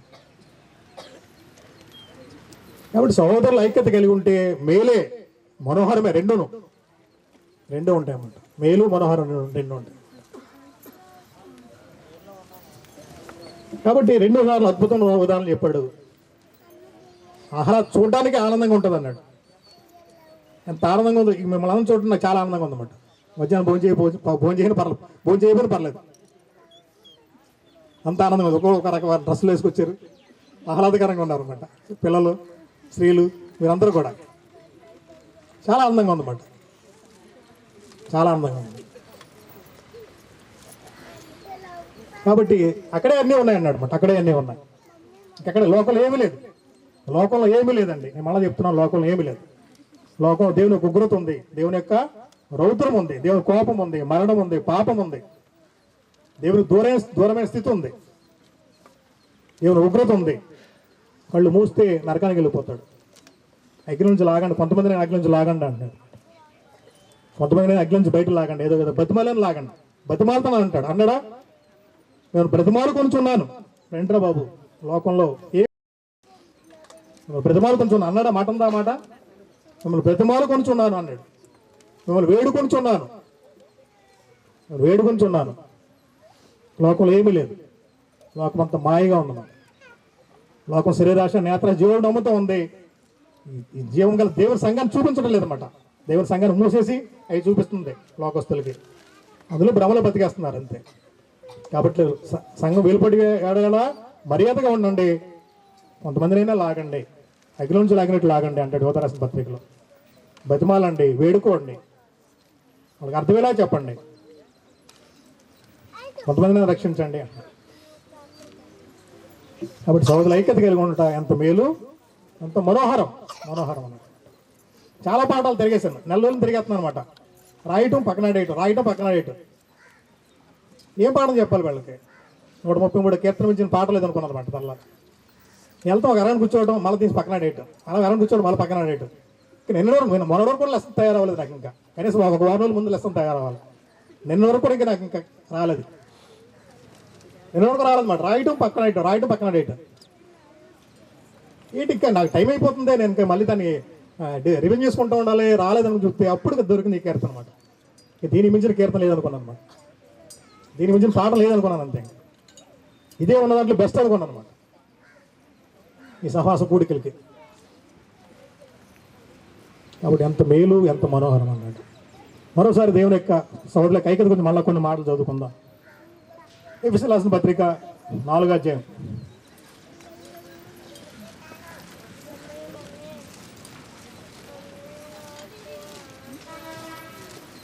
మొదటి వచనం. ఎఫెసీయులకు రాసిన పత్రిక 4వ అధ్యాయము మొదటి వచనం. కాబట్టి మీరు సమాధానమును బంధము చేత, సమాధానమైన బంధం అన్నమాట. ఏ బంధం అది? సమాధానమైన బంధం చేత ఆత్మ కలిగించు ఐక్యమును కాపాడుకొనుటయందు శ్రద్ధ కలిగిన వారై ప్రేమతో ఒకరినొకడు సహించుచు, ప్రేమతో ఒకరినొకరు సహించుకోవాలన్నమాట. సహింపు కావాలి, సహింపు కావాలి. క్రైస్తవ ప్రేమకు సహింపు కావాలి. ఏది కల్పించాలి? ఆత్మ కలిగించాలి. ఆత్మ కలిగించే ఐక్యత, కులాలు కలిగించే ఐక్యత కాదు. అవి ఉండవు, అవి శాశ్వతం. దేవుడు అది కోరుకోవట్లేదు. రంగుకు సంబంధించిన ఐక్యత కాదు, ఆత్మ కలిగించే ఐక్యత కావాలన్నమాట. ఆత్మ కలిగించే ఐక్యత. కాబట్టి మీరు సహోదరులారా, మీరు సమాధాన బంధం చేత, సమాధానమును బంధం చేత, బంధం మాట. బంధం తెలుసు కదా మీకు? బంధం తెలుసా? చాలామంది పిల్లలు బంధం తెలియదు కదా మీకు? బంధం తెలియదు. చెట్లు ఎక్కినప్పుడు వేసుకుంటూ ఉంటారు బంధం. విడిపోకుండా గట్టిగా పట్టుకోవడానికి పిల్లలు చాలామంది తెలియదు. వాళ్ళందరూ తెలియదు బంధం అంటే. వాళ్ళకి తెలియదు అన్నమాట. గేట్ చూస్తుంది బంధం అంటే ఏంటని. చాలామంది తెలియదు. మా పిల్లలు కూడా తెలియదు బంధం అంటే ఏంటో. తాడి చెట్లు ఎక్కుతానికి ఎక్కువ దాన్ని వాడతారు అన్నమాట. బంధం వేసుకుని ఎక్కుతూ ఉంటారు. కొబ్బరి చెట్లు ఎక్కినప్పుడు జారిపోకుండా గట్టిగా పట్టుకోవడానికి వాడేది బంధం. సరే, కాబట్టి ఆత్మ కలిగించి ఆ బంధం కలిగి ఉండాలన్నమాట. ఆ బంధం కలిగి ఉండాలి. సహించుకోవాలి. మనం 30 సంవత్సరాలు ఉన్నాం, ఇంకొక 15 సంవత్సరాలు ఉంటాం. తెంచుకోవటం ఈజీయే. తెంచుకోవడం ఈజీ కదా? చాలా ఈజీ అన్నమాట. ఒక్క క్షణంలో తెంచుకోవచ్చు. దాన్ని కాపాడుకోవడం చాలా కష్టం. 30 సంవత్సరాలు పడుతుంది, 40 సంవత్సరాలు పడుతుంది కాపాడుకోవడానికి. దాన్ని తెంచుకోవడం 1 సెకండ్లో తెంచేసుకుంటాం. నా ఉద్రేకం వల్ల 1 సెకండ్లో తెంచుకుంటాం. అప్పుడున్న బంధం కాస్త అలా అయిపోద్ది అంతే. ఏం పోవట్లేదు. ఎందుకు తీసుకున్నా అర్థం అవ్వట్లేదు. ఏం అవ్వట్లేదు అన్నమాట. ఏమవ్వదు అన్నమాట. ఉద్రేకం, సహింపు లేకపోవటం, దీర్ఘశాంతం లేకపోతాం. ఇక్కడ ఉన్న మాట 3వ వచనం అదే అన్నమాట. మీరు పిలుపునకు తగినట్లుగా దేవుడు మనల్ని పరిశుద్ధంగా ఉండాలని పిలిచాడు, ప్రేమగా ఉండాలని పిలిచాడు అన్నమాట. ఎందుకంటే మేలు మనోహరం అంటే సహోదరుల ఐక్యత కలిగి ఉండుట మేలు మనోహరం. ఎందుకంటే దేవుని యొక్క సంకల్పం ఉందన్నమాట. మనం కలిసి ఉండాలని, మనం ప్రేమగా ఉండాలని దేవుని సంకల్పం ఉంది. దేవుడు ప్రేమ ఉంది. ప్రభువు యేసు చేసిన ప్రార్థన ఉంది. ప్రభువు యేసు చేసిన ప్రార్థన యోహాను సువార్త 17వ అధ్యాయం 20-21 వచనాల్లో, యోహాను సువార్త 17వ అధ్యాయము 20-21 వచనాల్లో ప్రభువు యేసు చేసిన ప్రార్థన, దేవుని సంకల్పం, దేవుని ప్రేమ. అందుకని అది మేలు మనోహరం అన్నాడు. తండ్రి, నా యందు నీవును నీ యందు నేనును ఉన్నలాగున వారును మన యందు ఏకమై ఉండవలెనని వారి కొరకు మాత్రమే నేను ప్రార్థించట్లేదు. వారి కొరకు ప్రార్థన చేయట్లేదు. వారి వాక్యము వలన నా యందు విశ్వసించు వారందరూ కూడా ఏకమై ఉండవలనని వారి కొరకు ప్రార్థించున్నాను. వారి కొరకు ప్రార్థన చేస్తున్నాను. అపోస్తుల బోధ ఐక్యతను తీసుకొస్తుంది. అపోస్తుల బోధ వస్తుంది. అపోస్తుల బోధ లేకుండా ఏది కూడా ఉండదన్నమాట. అపోస్తుల బోధ లేని ఐక్యత కాదు. అపోస్తుల బోధలో ఉన్న ఐక్యత కావాలి. అపోస్తుల బోధ ద్వారా మనం ఐక్యతగా ఉండాలని ప్రభువు యేసు చేసిన ప్రార్థన ఉంది. కాబట్టి ఐక్యత, సమాధానం బంధం చేత కాబట్టి మీరు సమాధానమైన బంధం చేత ఆత్మ కలిగించు ఐక్యత కావాలి. కాపాడుకునేటువంటి శ్రద్ధ ఉండాలన్నమాట. శ్రద్ధ ఉండాలి, సహోదరుడితో సమాధానంగా ఉండాలి, సహోదరుడితో ప్రేమగా ఉండాలనే భావం కలిగి ఉండాలన్నమాట. అటువంటి శ్రద్ధ మనకు ఉండాలి. శ్రద్ధ గలవారే ప్రేమతో నోకుండా సహించాలి. సహింపు లేదు, సహించండి. తెంచుకునేది కాదు ఇది. క్రైస్తవ సంఘాలు, క్రీస్తు సంఘం యొక్క శరీరము, క్రీస్తు సంఘం సభ్యులు తెంచుకునేది కాదు, బంధం వేసుకునేది అన్నమాట. బంధం వేసుకునేదే. అందరూ ఒక కుటుంబం, ఒక తల్లిదండ్రులు అన్నమాట. ఒక తండ్రి పిల్లలు మనం అందరం కూడా, అన్నదమ్ములు మాట, అక్క చెల్లెలు మనందరం కూడా. ఏదైనా మనకి ఇబ్బంది అయినప్పుడు 200 మంది ఆ ఇంటికి వెళ్తే ఎలా ఉంటుందండి? ఎవరికో బాగలేదు, ఎవరికో నష్టం వచ్చింది, ఎవరికి కష్టం వచ్చింది, 200 మంది వెళ్ళారు, ఎలా ఉంటుంది వాళ్ళకి? ఎవడం అవసరం వద్దు, నాకైతే ఎవరు అవసరం వద్దు, మీరు సరిపోతారు అంతే. 200 మందిగా నాకు ఎక్కువ అవసరం వద్దు, ఎక్కువ నాకు కోరుకోను కూడా, చాలా అంతే. కాబట్టి వాళ్ళు ఎంత ధైర్యం, ఎంత ఆదరణ పొందుతారండి. 200 మంది ఇలా వెళ్తే, మీరు నేను ఉన్నావు నీకని వెళ్తే రాధబాబు ఎలా ఉంటుంది? ఎంత ధైర్యంగా ఉంటుంది. కానీ పెళ్ళి అంటే 10 మంది కనపడతారు, ఏదైనా కష్టం ఉందని 10 మంది కనపడతారు. ఎవరికి బిజీ అన్నమాట, బిజీ. ఎవరు 10 మందే ఉంటారు, వాళ్ళు ఎక్కడికైనా వాళ్ళే ఉంటారు. మిగిలిన వాళ్ళు ఎవరు కనపడరు. ఏంటంటే డ్యూటీ అంటారు, అది అంటారు, ఇది అంటారు, ఇది అంటారు, ఏదో చెప్తూ ఉంటారు. చెప్తారు కారణం, 1,00,000 కారణాలు చెప్తారు.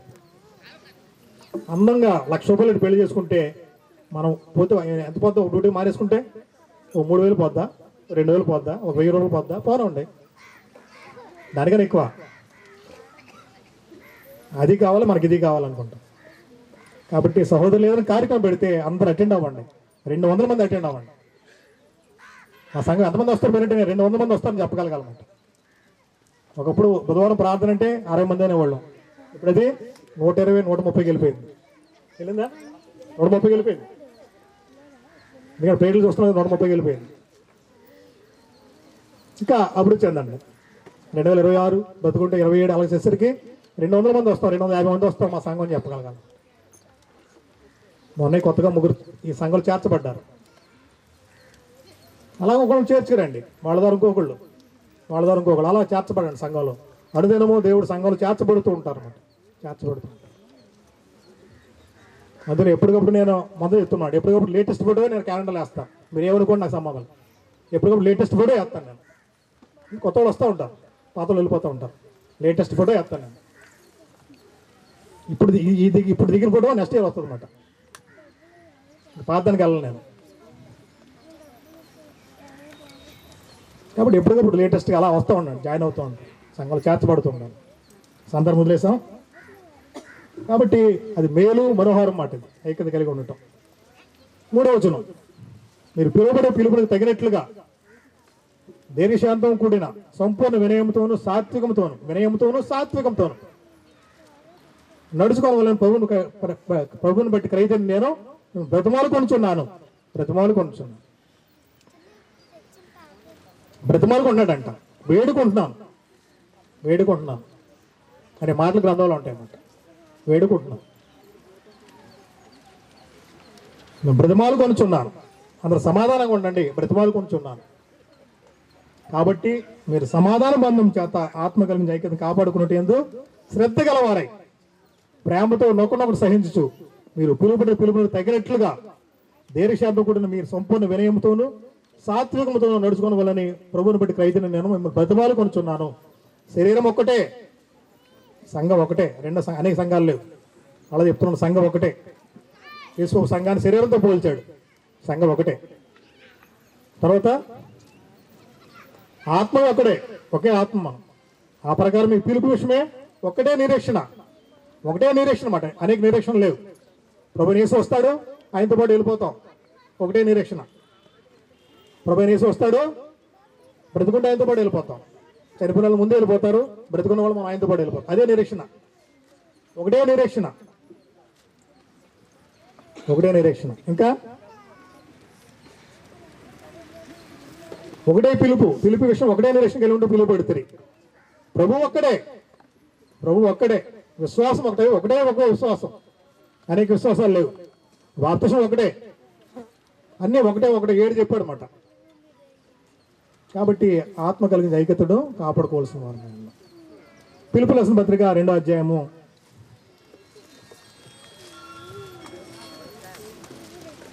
2nd షేడ్ కూడా చెప్తాను. మొదటి షేడ్ చెప్తున్నాను, దీని తర్వాత షేడ్ కూడా అది కూడా చెప్తాను మీకు.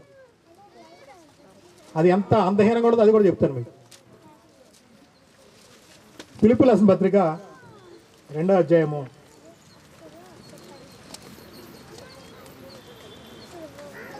1వ వచనం. కావున క్రీస్తునందు ఏ హెచ్చరిక అయినను, ప్రేమ వలన ఆదరణ అయినను, ఆత్మయందు ఏ సహవాసమైనను, ఏ దయారసమైనను, వాత్సల్యమైనను ఉన్న ఎడల మీరు ఏక మనసుకు లగినట్లుగా. అది ఏక మనసు కలిగి ఉండాలన్నమాట. సహోదరులందరూ కూడా ఏక మనసు కలిగి ఉండాలి. ఏక భావం కలిగి ఉండాలి. అది కష్టమైన, నష్టమైన, ఇబ్బంది అయినా సరే ఒకటే భావం కలిగి ఉండాలి. నీకు ఇష్టమైనా ఇష్టం లేకపోయినా ఒకే భావం కలిగి ఉండాలి. రెండో తాట రాకూడదు. కావున క్రీస్తుని హెచ్చరిక అయినను, ప్రేమ వల్ల ఆదరణ అయినను. ప్రేమ వల్ల ఆదరణ పొందుతాం అన్నమాట. ఒక 200 మంది ఒక కుటుంబానికి వెళ్తే ఆదరించబడతారు వాళ్ళు. నాకెంత సంఘం ఉందా అంటారు అన్నమాట. సోదరులు మార్టిన్ గారు చాలా హ్యాపీ ఫీల్ అవుతారు మనల్ని చూసి. ఎప్పుడదే అంటూ ఉంటారు అనమాట. ఏం డిసిప్లిన్ అండి మీ సంఘం, సిస్టమేటిక్గా ఉంటుందండి. పాటలు పాడేవాళ్ళు భయంతో పాడతారు, వాక్యం ఎప్పుడు భయంతో చెప్తూ ఉంటారు, నడిపించేవాళ్ళు భయంతో చేస్తూ ఉంటారు, ప్రభుత్వం వచ్చేవాళ్ళు కూడా భయంతో కార్యక్రమం చేస్తూ ఉంటారు అంటూ ఉంటారు. కాబట్టి ఆదరించబడతారు అనమాట. వచ్చిన వాళ్ళు సంతోషపడతారు. వాడు కుటుంబం అందంట, మీకేంటి 200 మంది సంఘానికి వెళ్తున్నారు మీరు అందంట. వాళ్ళ సంఘం వాళ్ళ కుటుంబ సభ్యులందరూ కూడా ఆదరించబడ్డారు అనమాట. ప్రేమ, దానివల్ల మనకి దేవుడు మహింపరచబడతాడు. దేవుడిని మహింపరచబడతాడు. కాబట్టి క్రీస్తుని హెచ్చరిక అయినను, ప్రేమ వల్ల ఆదరణైనను, ఆత్మయందు సహవాసమైనను, ఏ దయారసమైనను, ఏ వాత్సల్యమైన ఉన్న ఎడల. ఒక్కొక్క మాట ఒక్కొక్క పూట చదవచ్చు మాట. ఇవన్నీ కూడా అలాంటి మాటలు ఇవన్నీ. మీరు ఏక మనసు కలిగినట్లు ఏక ప్రేమ కలిగి, అలాంటి మాటలండి. ఇప్పుడు చదివాం, ఇవన్నీ కూడా చదివాం, మనకి ఎక్కలేదు అంతే. చదివాం చాలాసార్లు చదివాం అన్నమాట. చదవలసిన తీరులో చదవలేదు అంతే. చదవలసిన తీరులో చదవలేదు. ఏక మనసు కలిగినట్లు ఏక ప్రేమ కలిగి, ఏక భావం గలవారై ఉందా? ఎక్కడ లోపం ఉంది చెప్పండి, దిద్దుకుందాం. చిన్నపిల్లలు అడిగినా సార్ నాకు ఏం ఫీల్ అవునా, ఇలా లోపం ఉంది, లోపం సరి చేసుకుంటాం అన్నమాట. కాబట్టి లోపం చెప్పండి, ఎక్కడ లోపం చెప్పండి, సరి చేసుకుందాం. ఐక్యతగా ఉందాం, సమాధానంగా ఉందాం, ఏకం భావం గలవారే ఉందాం, ఏక ప్రేమ కలిగి ఉందాం, ఏక మనసు కలిగి ఉందాం. చెప్తున్నాడు, ఏక మనసు కలిగినట్లు ఏక ప్రేమ కలిగి ఏక భావం గలవారే ఒక్కదాని ఏందే మనసు ఉంచు. నా సంతోషం సంపూర్ణం చేయండి.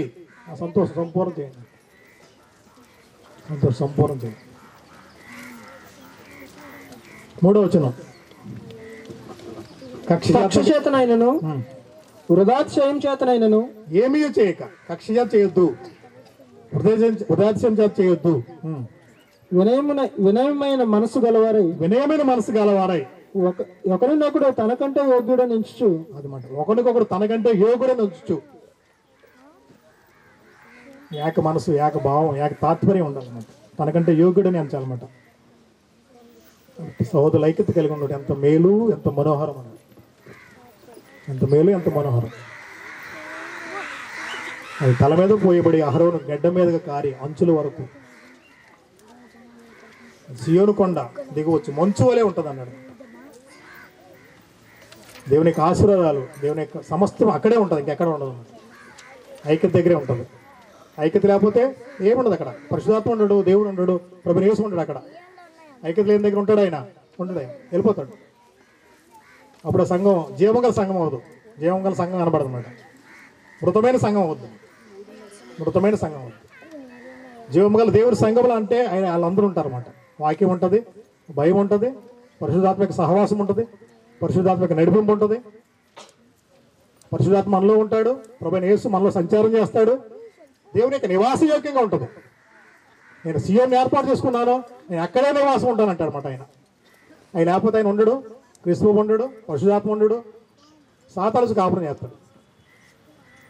సాతాను సంఘం అవుద్ది, అప్పుడు క్రీస్తు సంఘం అవుద్ది. కాబట్టి ఒకే భావం కలిగి ఉండాలి. ఇదన్నీ కూడా కేవలం అపోస్తుల బోధలోనే వస్తుంది.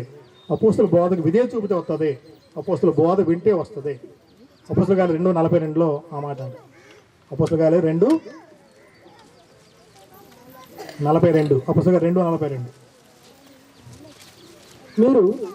మీరు అపోస్తుల బోధ యందును అదే మాట, అపోస్తుల బోధలో యొక్క ఐక్యత వస్తుంది అన్నమాట. సహవాసుల బోధలో ఈ సహవాసం వస్తుంది, ఈ సాంగత్యం వస్తుంది, ఈ స్నేహం వస్తుంది. అపోస్తుల బోధ లేకపోతే ఏది ఉండదు. వాళ్ళు కేవలం అపోస్తుల బోధ ద్వారానే ఈ సహవాసము, ఈ సాంగత్యము, ఈ ఫెలోషిప్ ఇవన్నీ కూడా వస్తాయి.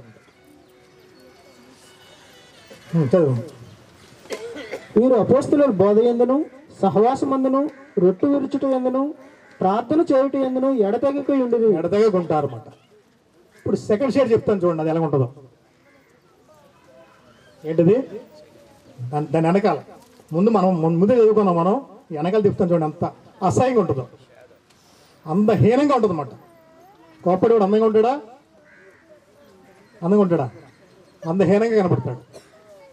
కోప్పడివాడు మీరు ఎక్కడైనా సరే, దెబ్బలాడిన ఎక్కడైనా సరే అందంగా ఉంటారు మీరు, అంత హీనంగా ఉంటారు. మీకు తెలియట్లేదు, అది తెలియక కోప్పడుతున్నాం అన్నమాట. మనం తెలియక కోప్పడుతున్నాం, తెలియక మన పౌరుషం ప్రదర్శిస్తున్నాం అన్నమాట. అంత హీనంగా ఉంటారు మీరు. బయట వాళ్ళకి అందరు చూస్తారు, మాకు ఏంటి ఇంత అందంగా ఉన్నాడు అనుకుంటారు. నేను అలాగే అనుకుంటాను అన్నమాట. డబ్బులు అడుగున్న వాళ్ళు అంత ఏంటి అంత హీనంగా ఉండాలి అనుకుంటారు. మీరు నవ్వుతూ ఉంటే అందంగా ఉంటారు, నవ్వుతూ ఉంటే అందంగా ఉంటారు. సమాజం మేము గౌరవిస్తుంది అన్నమాట. నవ్వేవాడిని, నేను ఏడ్చేవాడిని, దెబ్బలాడేవాడిని ఎవరు గౌరవించదు. అంత హీనంగా ఉంటారు అన్నమాట. చదువుతాం అది కూడా. జగడమాడొద్దు అన్నాడు. అందం ఏముంది? జగడాలు వద్దు. అంత హీనంగా కనపడతారు మీరు. కొరింథీయులకు రాసిన మొదటి పత్రిక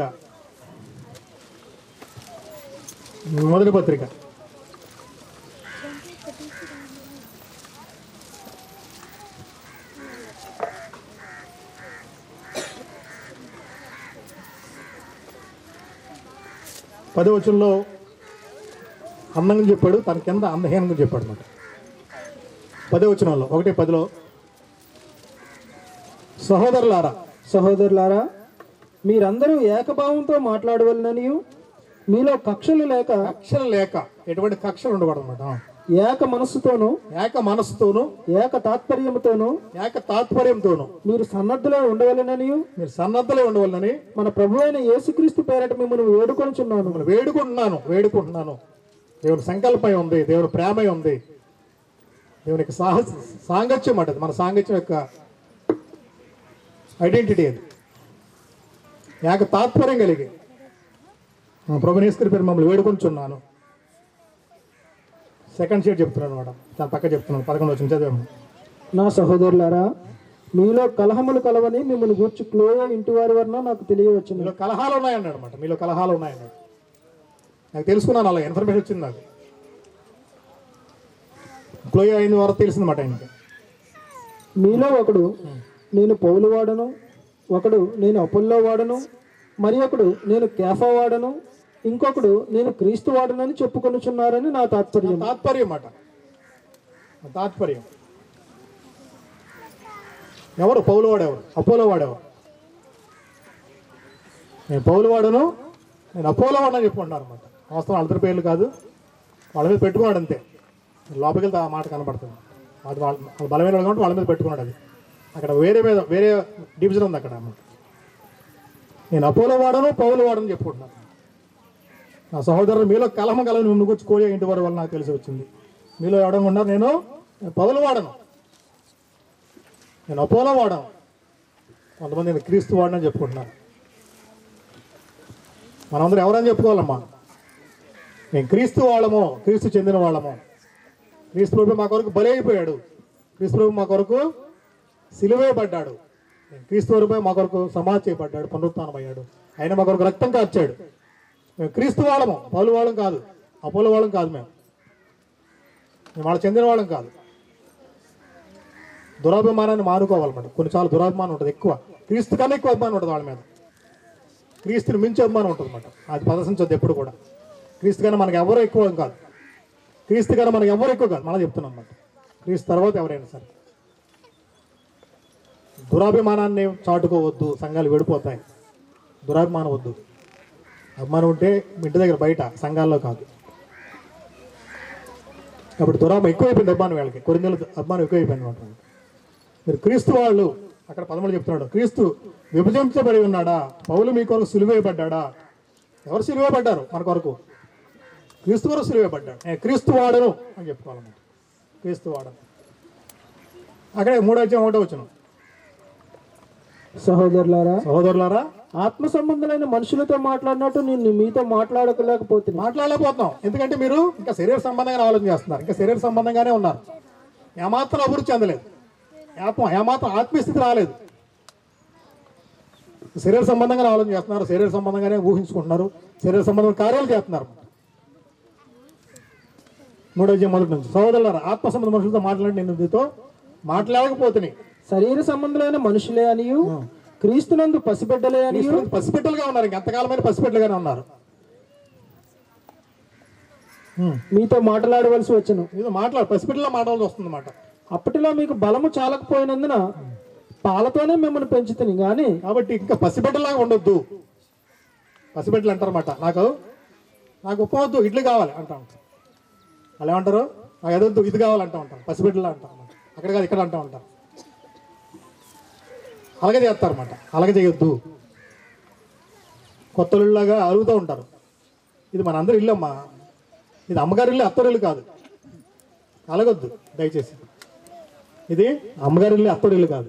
అత్తడి కూడా అలిగి వస్తూ ఉంటాం. కొత్త సుమారు అలాగే అలగొద్దు. ఇది అమ్మగారి ఇల్లు, అత్తడి ఇల్లు కాదు, మన అందరిదే మాట. అమ్మగారి ఇంటి దగ్గర ఎలా ఉంటారో అలాగే ఇక్కడ కూడా అలాగే ఉండండి. మీరు అమ్మగారి ఇంటికి చాలా బాగా అడ్జస్ట్ అవుతూ ఉంటారు కదా. అక్కడ ఏమి లేకపోయినా బాగుంటారు కదా, ఏమి లేకపోయినా అన్నీ బాగున్నాయి అంటూ ఉంటారు. అమ్మగారి ఇంటికాడ ఏ చిన్న లేపం వచ్చినా అడ్జస్ట్ అవుతారు. అమ్మగారి ఇంటికి అడ్జస్ట్ అవుతారు, అత్తవారి ఇంటికాడ అడ్జస్ట్ అవ్వరు అన్నమాట. ఇది మీ అత్తవారి ఇల్లు కాదు, అమ్మగారి ఇల్లు అన్నమాట. ఇది పుట్టిల్లు. ఇది అలా అటువంటి భావంతో ఉండండి. అలగొద్దు.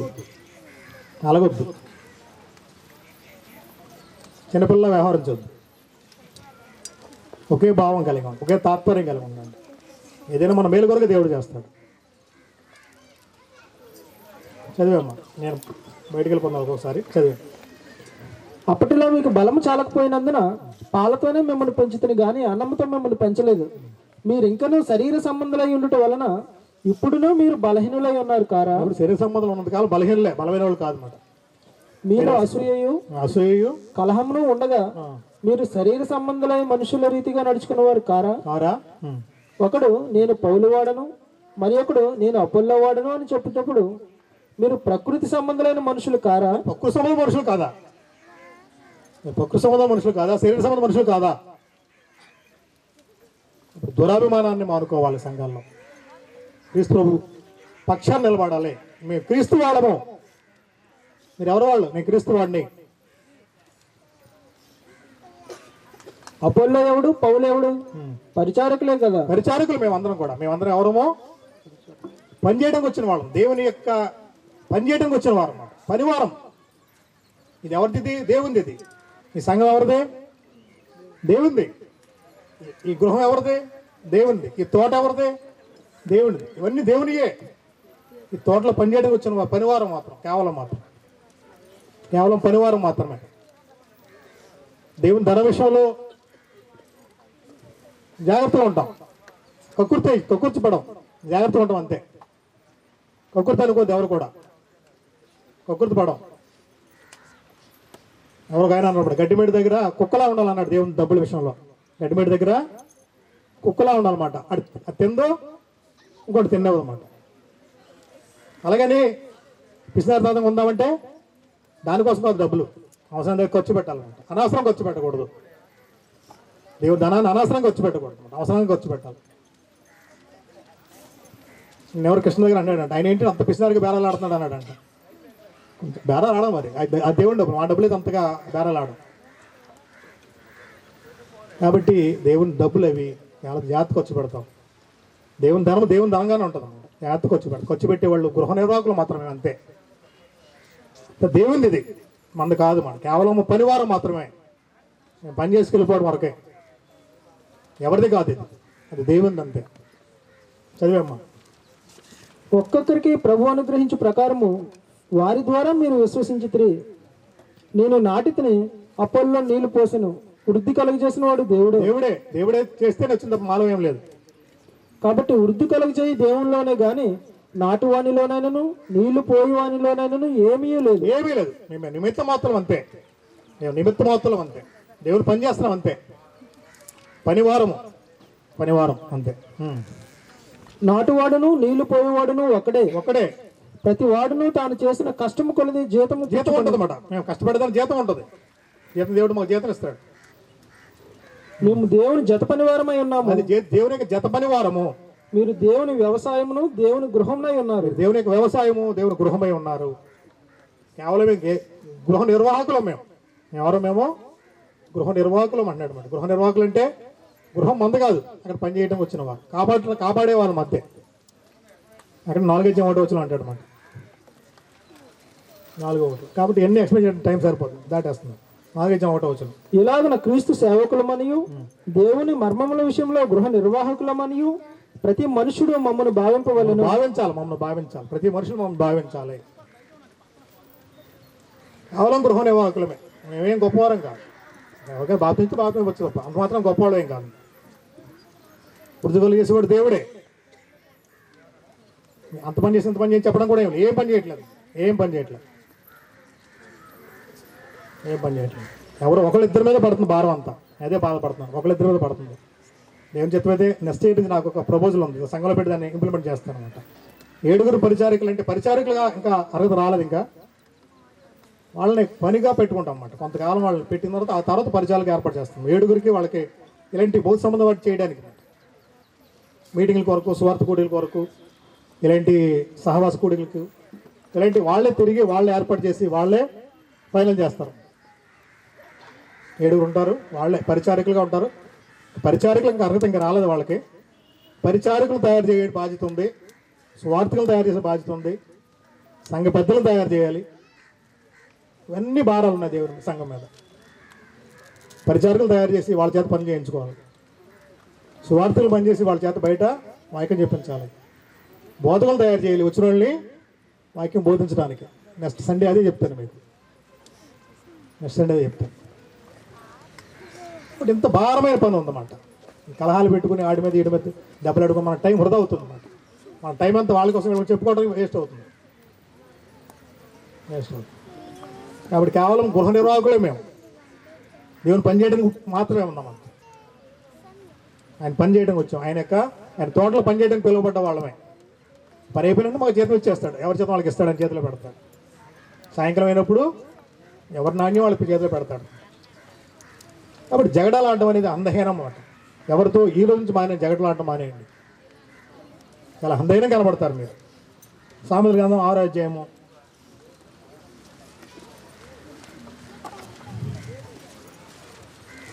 ఎందుకంటే లాట్స్ ఆఫ్ రిచ్ ఆయన చాలా తక్కువ మాట్లాడాయని పెట్టాము. తొందరగా ముగించేస్తారు కాబట్టి నా ప్రసంగం కొంచెం ఎక్కువ ఉంటుంది అంతే. 6వ అధ్యాయము సామెతల గ్రంథం 6వ అధ్యాయము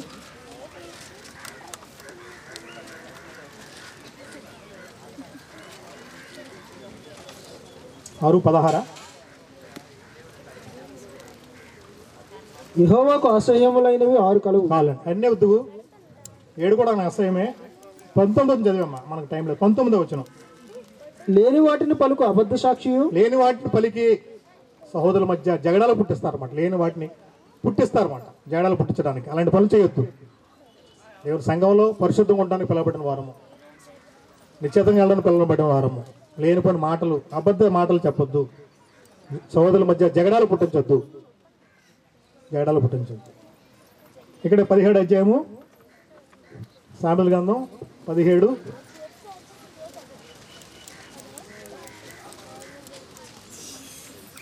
17 సామెత గ్రంథం 17వ అధ్యాయం ముగించేస్తుంది, దగ్గర పడిపోయింది. 17వ అధ్యాయం 14వ వచనం. కలహారంభము నీటిగట్టున పుట్టు ఓట వివాదము అధికము కాకమునిపే దాన్ని విడిచిపెట్టుము. అది మాట జాగ్రత్తగా. ఈ మాట అర్థమైందా మీ అందరికనే? మాట అర్థమైందా? ఏమంటున్నాడు? కలహారంభము నీటిగట్టున పుట్టు ఓట వివాదము అధికము కాకమునిపే దాన్ని విడిచిపెట్టుము. కలహారంభం స్టార్ట్ అయింది. అది ఎలా ఉంటుంది? అది నీటి గట్టును పుట్టిన ఓట లాంటిది. పెద్దోళ్ళకి మీకు అందరికి అర్థం కదా మాట. అది నీటి గట్టున ఓట పుడితే ఎలా ఉంటుంది? అలా ఓట వస్తూనే ఉంటుంది. ఏం చేయాలి? వస్తూనే ఉంటుంది. అది ఓట్లకు ఎలా వస్తూ ఉంటుంది, ఎందుకంటే నీళ్ళు అక్కడ ఫుల్గా ఉన్నాయి, నీళ్ళు వస్తూ ఉంటుంది. ఇక అలా ఎక్కువైపోతూ ఉంటుంది. ఏం చేయాలి దాన్ని? వివాదం అధికం కాకమునిపే ఇంకా పెరిగిపోతుందన్నమాట. అలా పెరిగిపోతూ ఉంటుంది. ఆ తర్వాత మనం ఏం చేయలేం, మీ చేతులు ఎత్తేయటమే. ఆ తర్వాత ఇంకేం చేయలేమన్నమాట, చేతులు ఎత్తేయటమే. కాబట్టి దానికి రాకమునిపే ముందే బ్రేక్ వేసేయండి, దాన్ని బ్రేక్ వేసేయండి. ఓట పుట్టిందన్నమాట. ఓట పుట్టగానే గట్టిగా కట్టేసేయండి, ఆగిపోద్ది అంతే. క్లోజ్ చేసేయండి అక్కడ, దాంతో ఆపేయండి అక్కడ. అలా పెంచుకుంటూ వెళ్తే ఆ తర్వాత గొట్లు దిగిపోతాయి. ఎవరు కూడా ఏం చేయలేరు అన్నమాట, ఆ పరిస్థితి వస్తుంది. కాబట్టి జగడమాటం అనేది అందహీనమైనది. ఎవరితో జగడలు ఆడొద్దు. పేతురు రాసిన 2వ పత్రిక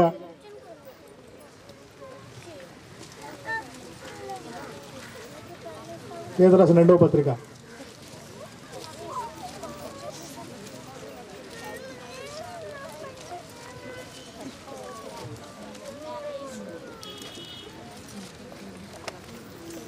2వ పేతురుకు 2వ అధ్యాయం 1వ వచనం.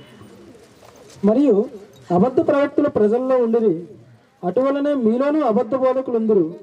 వీరు తమ్మును కొనిన ప్రభువును కూడా విసర్జించుచు తమకు తామే శీఘ్రముగా నాశనము కలుగజేసుకొనుచు నాశనకరముగా భిన్నాభిప్రాయములను రహస్యముగా బోధించుదురు. విడిపోవడం కారణాలు చెప్పాడు అన్నమాట. సంఘాలు విడిపోవడం కారణాలు చెప్పాడు, వివాదాలు రావడం కారణం చెప్పాడు. మరియు అబద్ధ ప్రవక్తలు ప్రజల్లో ఉన్నారు, ఆల్రెడీ పాడు చేస్తున్నారు. వాళ్ళు చాలామంది పాడు చేశారు దేవుని పనిని. అటువంటి మీలోనూ అబద్ధ బోధకులు ఉంటారు. వీరు తమ్మును కొనిన ప్రభుని కూడా విసర్జిస్తారన్నమాట. ఆ ప్రభు కన్నా వీళ్ళే ముఖ్యం అనుకుంటారు. అపోలో మాకు ముఖ్యం, పౌలు మాకు ముఖ్యం, క్రీస్తు కాదు అంటారు. తమ్ము కొన్నాడు అన్నమాట. ప్రభుని యేసు మనల్ని కొన్నాడు. అలా పెట్టుకు ఎలా కొన్నాడు? రక్తం పెట్టి కొన్నాడు. ప్రభుని కూడా విసర్జించే స్థాయికి వెళ్తారన్నమాట. ఈ వివాదాలు ఆ స్థాయికి వెళ్ళిపోతాయి, మనం దానికి అరికట్టలేకపోతే. మరోసారి చదివాను.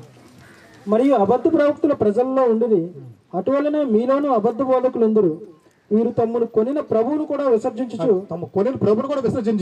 తమకు తామే శీఘ్రముగా నాశనం కలుగజేసుకొనుచు తామే నాశనం చేసుకుంటారు అన్నమాట. తమకు తామే, ఎవరు కాదు దాని బాధ్యులు ఎవరైనా వాళ్ళకి వాళ్ళే బాధ్యులు.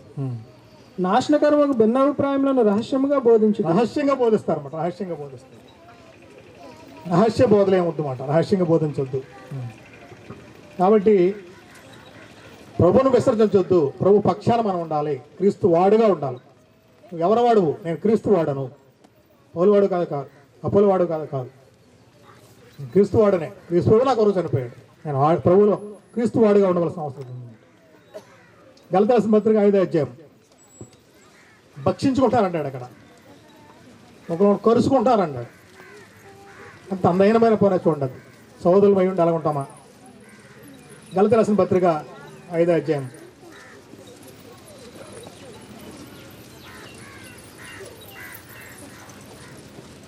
గలతీయుల రాసిన పత్రిక 5వ అధ్యాయం. కుక్క ముగించేస్తాను, అయిపోయింది, 5 నిమిషాలు అంతే.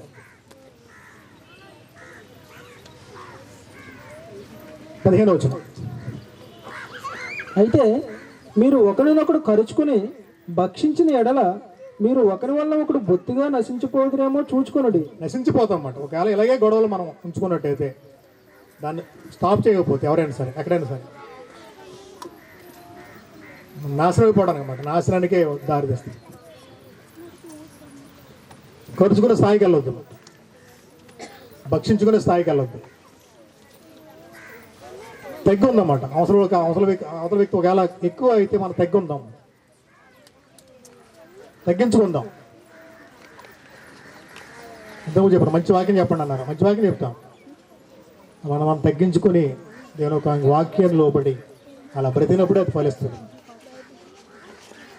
వినకుండా నిర్లక్ష్యం చేసి వాక్యాన్ని సీరియస్ తీసుకోకపోతే అది మనలో ఫలించదు. కాబట్టి అంటాడనమాట, భక్షించుకునే స్థాయికి వెళ్ళొద్దు, అరుచుకునే స్థాయికి వెళ్ళొద్దు. సమాధానం కలుగుకుందాం, ఆత్మ కలిగింది ఐక్యతను కాపాడుకుందాం. దేవుడు మహింపరచబడాలి. చివరిగా చెప్పే మాట ఏంటంటే దేవుడే మహింపరచబడాలి, దేవునికి మహిమ కలగాలి.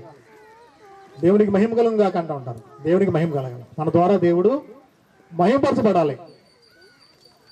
ఆ మహిమ మాకెవరికి రాకూడదు, మనుషులు ఎవరికి ఆ మహిమ రాకూడదు, క్రీస్తువుకే రావాలి. ఆ మహిమ ఏదైనా ఉంటే ఆయనకే రావాలి తప్ప ఏ మనిషికి మహిమ రాకూడదు, ఏ మనిషి కూడా మహింపరచబడకూడదు. సంఘం ద్వారా దేవుడు మహింపరచబడాలి, సంఘం ద్వారా దేవుడు మహింపరచబడాలి. దాన్ని దృష్టిలో పెట్టుకుని మనం ప్రవర్తించవలసిన వారమే. మన ద్వారా దేవుడు మహింపరచబడాలి, మన శాస్త్రుల ద్వారా, మన పనుల ద్వారా, మన ప్రేమ ద్వారా, మనం చేసే వ్యక్తులు చేసే ప్రతి దాని వల్ల దేవుడు మహింపరచబడాలి. ఎఫెసీయులకు రాసిన పత్రిక 3:21.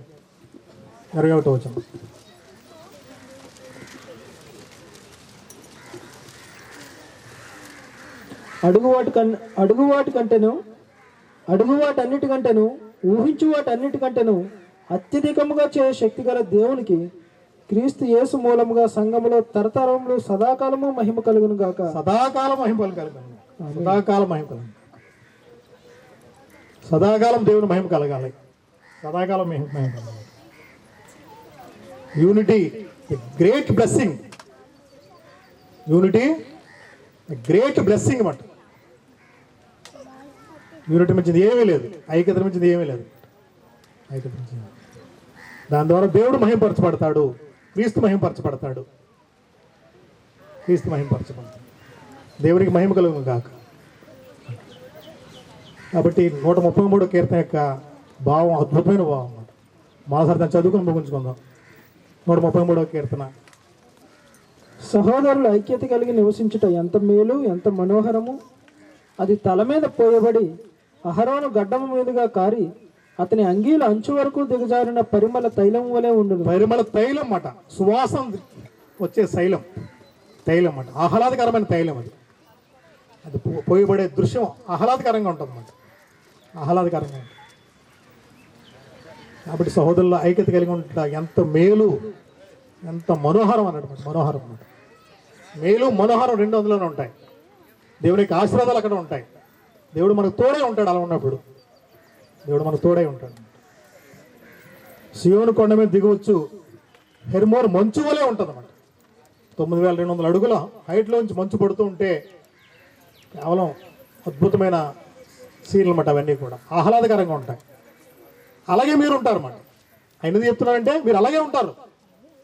ఐక్యత కలిగి ఉంటే, ఐక్యత కలిగి ఉంటే మీరు అలాగే ఉంటారు అన్నమాట. అంత ఆనందంగా ఉంటారు, అంత సంతోషంగా ఉంటారు అన్నమాట, సంతోషంగా ఉంటారు. దేవుని యొక్క ఆశీర్వాదము, శాశ్వత జీవము అచ్చడు ఉండమని యెహోవా సెలవిస్తున్నాడు. సెలవిచ్చేది నేను కాదు, దేవుడు సెలవిస్తున్నాడు అన్నమాట. అక్కడ అన్నీ ఉంటాయి. అక్కడ దేవుడు ఉంటాడు, ప్రభువు యేసు ఉంటాడు, పరిశుద్ధాత్మ ఉంటాడు, సహవాసం ఉంటుంది, సహోదరుల యొక్క ఐక్యత ఉంటుంది, అద్భుతంగా ఉంటుంది అన్నమాట. కలిగి ఉండటం మేలు మనోహరం. అందరికీ వందనాలు.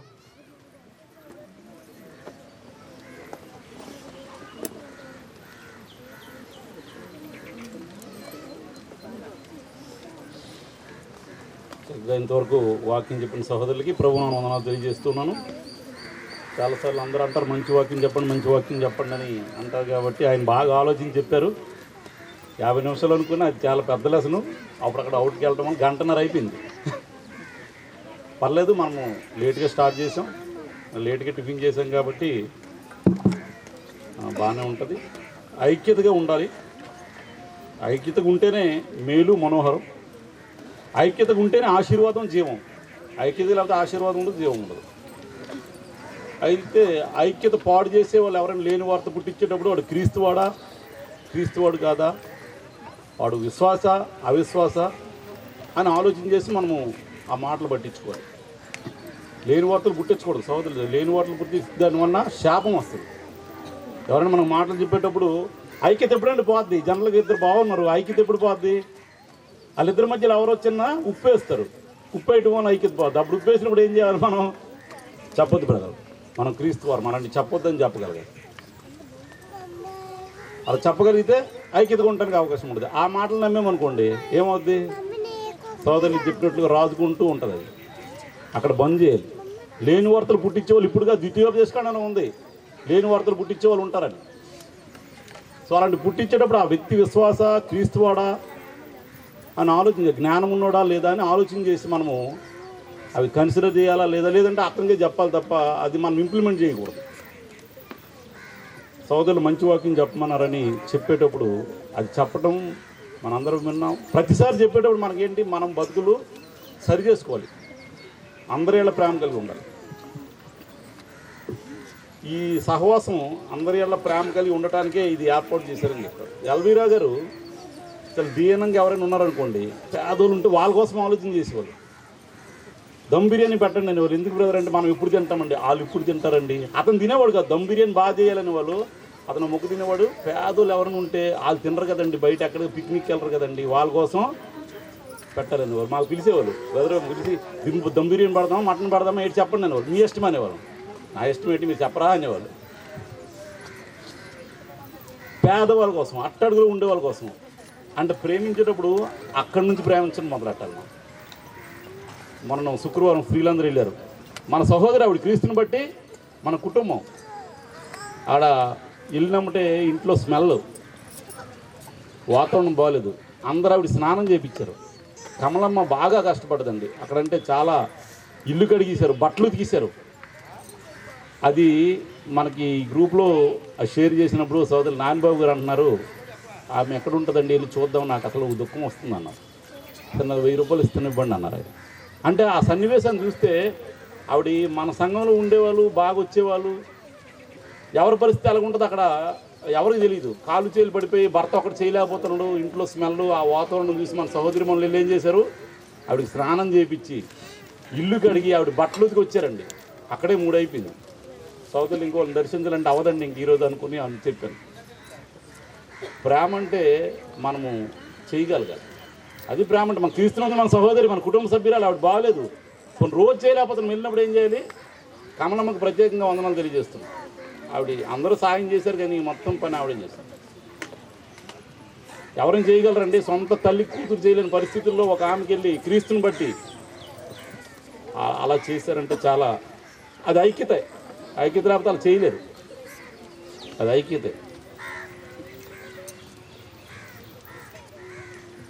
ఎవరో ఏదో చెప్పారండి అది మనోహరము, అది మేలు అని చెప్తే అది అన్నీ వినకూడదండి. మనం చాలామంది కుర్రోళ్ళు, యువకులు, యవ్వనస్తులు ఏం చేస్తారంటే ఎక్కడికో వెళ్తే బాగుంటుంది అన్నారు. సోదరులు చెప్పారు. ఎక్కడండి అది? లంబసింగి వెళ్ళిపోవాలంటే నాకు చాలామంది లంబసింగి వెళ్ళాలంటారు. నేను మాత్రం వెళ్ళలేదండి. అవి వెళ్ళేటప్పుడు మంచి గుద్దుకుంటారు వింటున్నాం, గుద్దుకొని నాకెందుకు గుద్దుకొని మంచి చూడటం ఎందుకు, నేను అవి వెళ్ళాలని ఆలోచన కూడా నాకు రాలే. ఆ మంచు చూడడానికి వెళ్ళట, ఆ మంచుకి ఒకరికొకరు గుద్దేసుకుంటారు. ఒకటి బ్రేక్ వేస్తుంటే అందరూ వెళ్ళి గుద్దుకుంటారట. ఆ గుద్దుకున్న దానికి నేను వెళ్ళి మంచి ఎందుకు చూడాలి? మనోహరమే కానీ నా మేలు కాదు కాబట్టి వెళ్ళలేదు. వెళ్ళాలని తలంపు కూడా రాలేదు. మా అబ్బాయి కూడా వెళ్తామంటే వద్దు అంటాను. వద్దు, ప్రమాదం, అక్కడికి ఎందుకు వెళ్ళాలంట. అందుకని మంచి మంచులు చూసి వచ్చాం కదా, ఏం చూడక్కర్లేదా. మనోహరమైంది మేలు కాదు, మేలైందే మనోహరం. మన క్రీస్తునందు మేలు మనోహరమైన వాతావరణం దేవుడు అనుగ్రహించాడు. కాబట్టి ఒకరినొకరు గొప్పగా ఎంచుకో. సమస్య ఎక్కడ వస్తుందంటే నేనే గొప్ప అని అనుకున్నాను అనుకోండి, అక్కడ ఐక్యత పాడైపోతుంది. అందరూ గొప్పలు, ఒకరినొకరు యోగ్యులు ఎంచుకోవాలి. కమలమ్మ చాలా మంచి పని చేసింది. ఆవిడికి వందనాలు. అందరూ ఎవరు చేస్తే వాళ్ళు అందరికీ వందనాలు. అందరూ మేలుకరమైన మనుషులే, స్థాయిలు వేరువేరుగా ఉండొచ్చు, కానీ ఒకరికంటే ఒకరు యోగ్యులే. నేను చేయలేని పని వాళ్ళు చేయొచ్చు, వాళ్ళు చేయలేని పని నేను చేయొచ్చు. అందరూ యోగ్యులు. అన్ని శరీరంలో అన్ని అవయవాలు కావాలి అన్న ఆలోచన ఉంటే ఖచ్చితంగా మనము ఐక్యంగా ఉంటాం. నేనే యోగ్యుడిని, నేనే గొప్ప ఉండని ఎవరికైనా ఉందనుకోండి, అక్కడ ఐక్యత దెబ్బతింటాం. సోదరులు అన్నీ చెప్పారండి, ఇంకా ఒకటి కూడా ఇచ్చిపెట్టలేదు. దగ్గర చాలా టైం చెప్పాల్సింది, కట్ చేసుకుని అవన్నీ రాసుకొని చదవండి ఇంటికి వెళ్ళి. ఒకరికంటే ఒకటి యోగ్యులు ఎంచుకోవాలి. ఫిలిప్పి 2:1 ఉంటుంది. లేని వార్త పుట్టించకూడదు, ఎవరి వారం అంటే క్రీస్తు వారంగా బతకాలి. క్రీస్తు వారంగా బ్రతికితే కనుక ఖచ్చితంగా మనం ఐక్యంగా ఉండటానికి ఆలోచన కలిగి ఉంటాం. చక్కని సందేశం మనందరూ మార్చుకోవాల్సిన సందేశం అండి. మనం క్రీస్తు వారం, క్రీస్తు పక్షంగా ప్రతి వారిని ప్రేమించాలి. ఒకరికంటే ఒకరు యోగ్యులుగా ఎంచుకోవాలి, ఒకరికంటే ఒకరు గొప్పలుగా ఎంచుకోవాలి, ప్రతి కార్యక్రమంలో కలిసి పనిచేయాలి అని అందరికీ ఉంటే ఇంకా ఐక్యత దెబ్బతింటుందండి. ఐక్యత దెబ్బతింది. సోదరులు అలిగిన వాళ్ళు కూడా చూస్తారు, అలగకూడదు అన్నారు. ఎవరిని దొరుకుతాం మనం? ఒకవేళ నాకు ఏదైనా చిన్నది ఎవరైనా అవమానపరిచారు అనుకోండి, క్రీస్తు నిమిత్తం అవమానం నాక గొప్పే, ధన్యతే. అపొస్తలుడైన పౌలుకి చెరసాల్లో వేస్తే కీర్తన పాడాడు, క్రీస్తు నా కోసం ప్రాణం పెట్టాడు, క్రీస్తు కోసం నేను దెబ్బలు తిన్నా, గ్రేట్ అనుకుంటాను. అలాంటి ఆలోచన ఉంటే ఐక్యతగా ఉండొచ్చు. ఇంకెవరేమనుకున్నా నా మాట చల్లాలనుకుంటే అది ఐక్యత దెబ్బతింటుంది. అందరం క్రీస్తు వారం, అందరినీ ప్రేమిద్దాం, అందరం ఒకే మనసు, ఒకే తాత్పర్యం కలిగి ఐక్యతగా ఇంకా నెక్స్ట్ ఇయర్ ఇంకా ఐక్యతగా మనం అనేక మందికి స్వార్థ చెప్తాం, అనేక మంది సంఘంలో చేరుద్దాం. ఇంకా ఐక్యతగా సంఘం అభివృద్ధి కోసం మనం ప్రతి ఒక్కరూ పాటుపడాలని, ఐక్యంగా ఉండాలని, ఆశీర్వాదాన్ని, జీవాన్ని పొందాలని కోరుకుంటూ ఉన్నాను. చెప్పబడిన వాక్యం నిమిత్తం సోదరులు పెంటలా గురించి ప్రార్థన చేయాలని కోరుతున్నాను.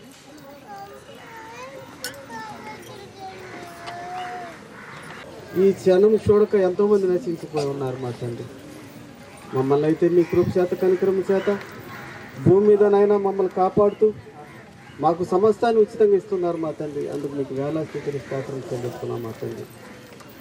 దేవా, ఇంతవరకు వాక్యం చెప్పిన సోదరులు దీవించి ఆశ్రయించండి, ఆయన భార్య బిడ్డలు దీవించి ప్రార్థన చేస్తున్నాం. అవును తండ్రి, సహోదరులు ఐక్యత ఎంత మేలు, ఎంత మనోహరం మా తండ్రి.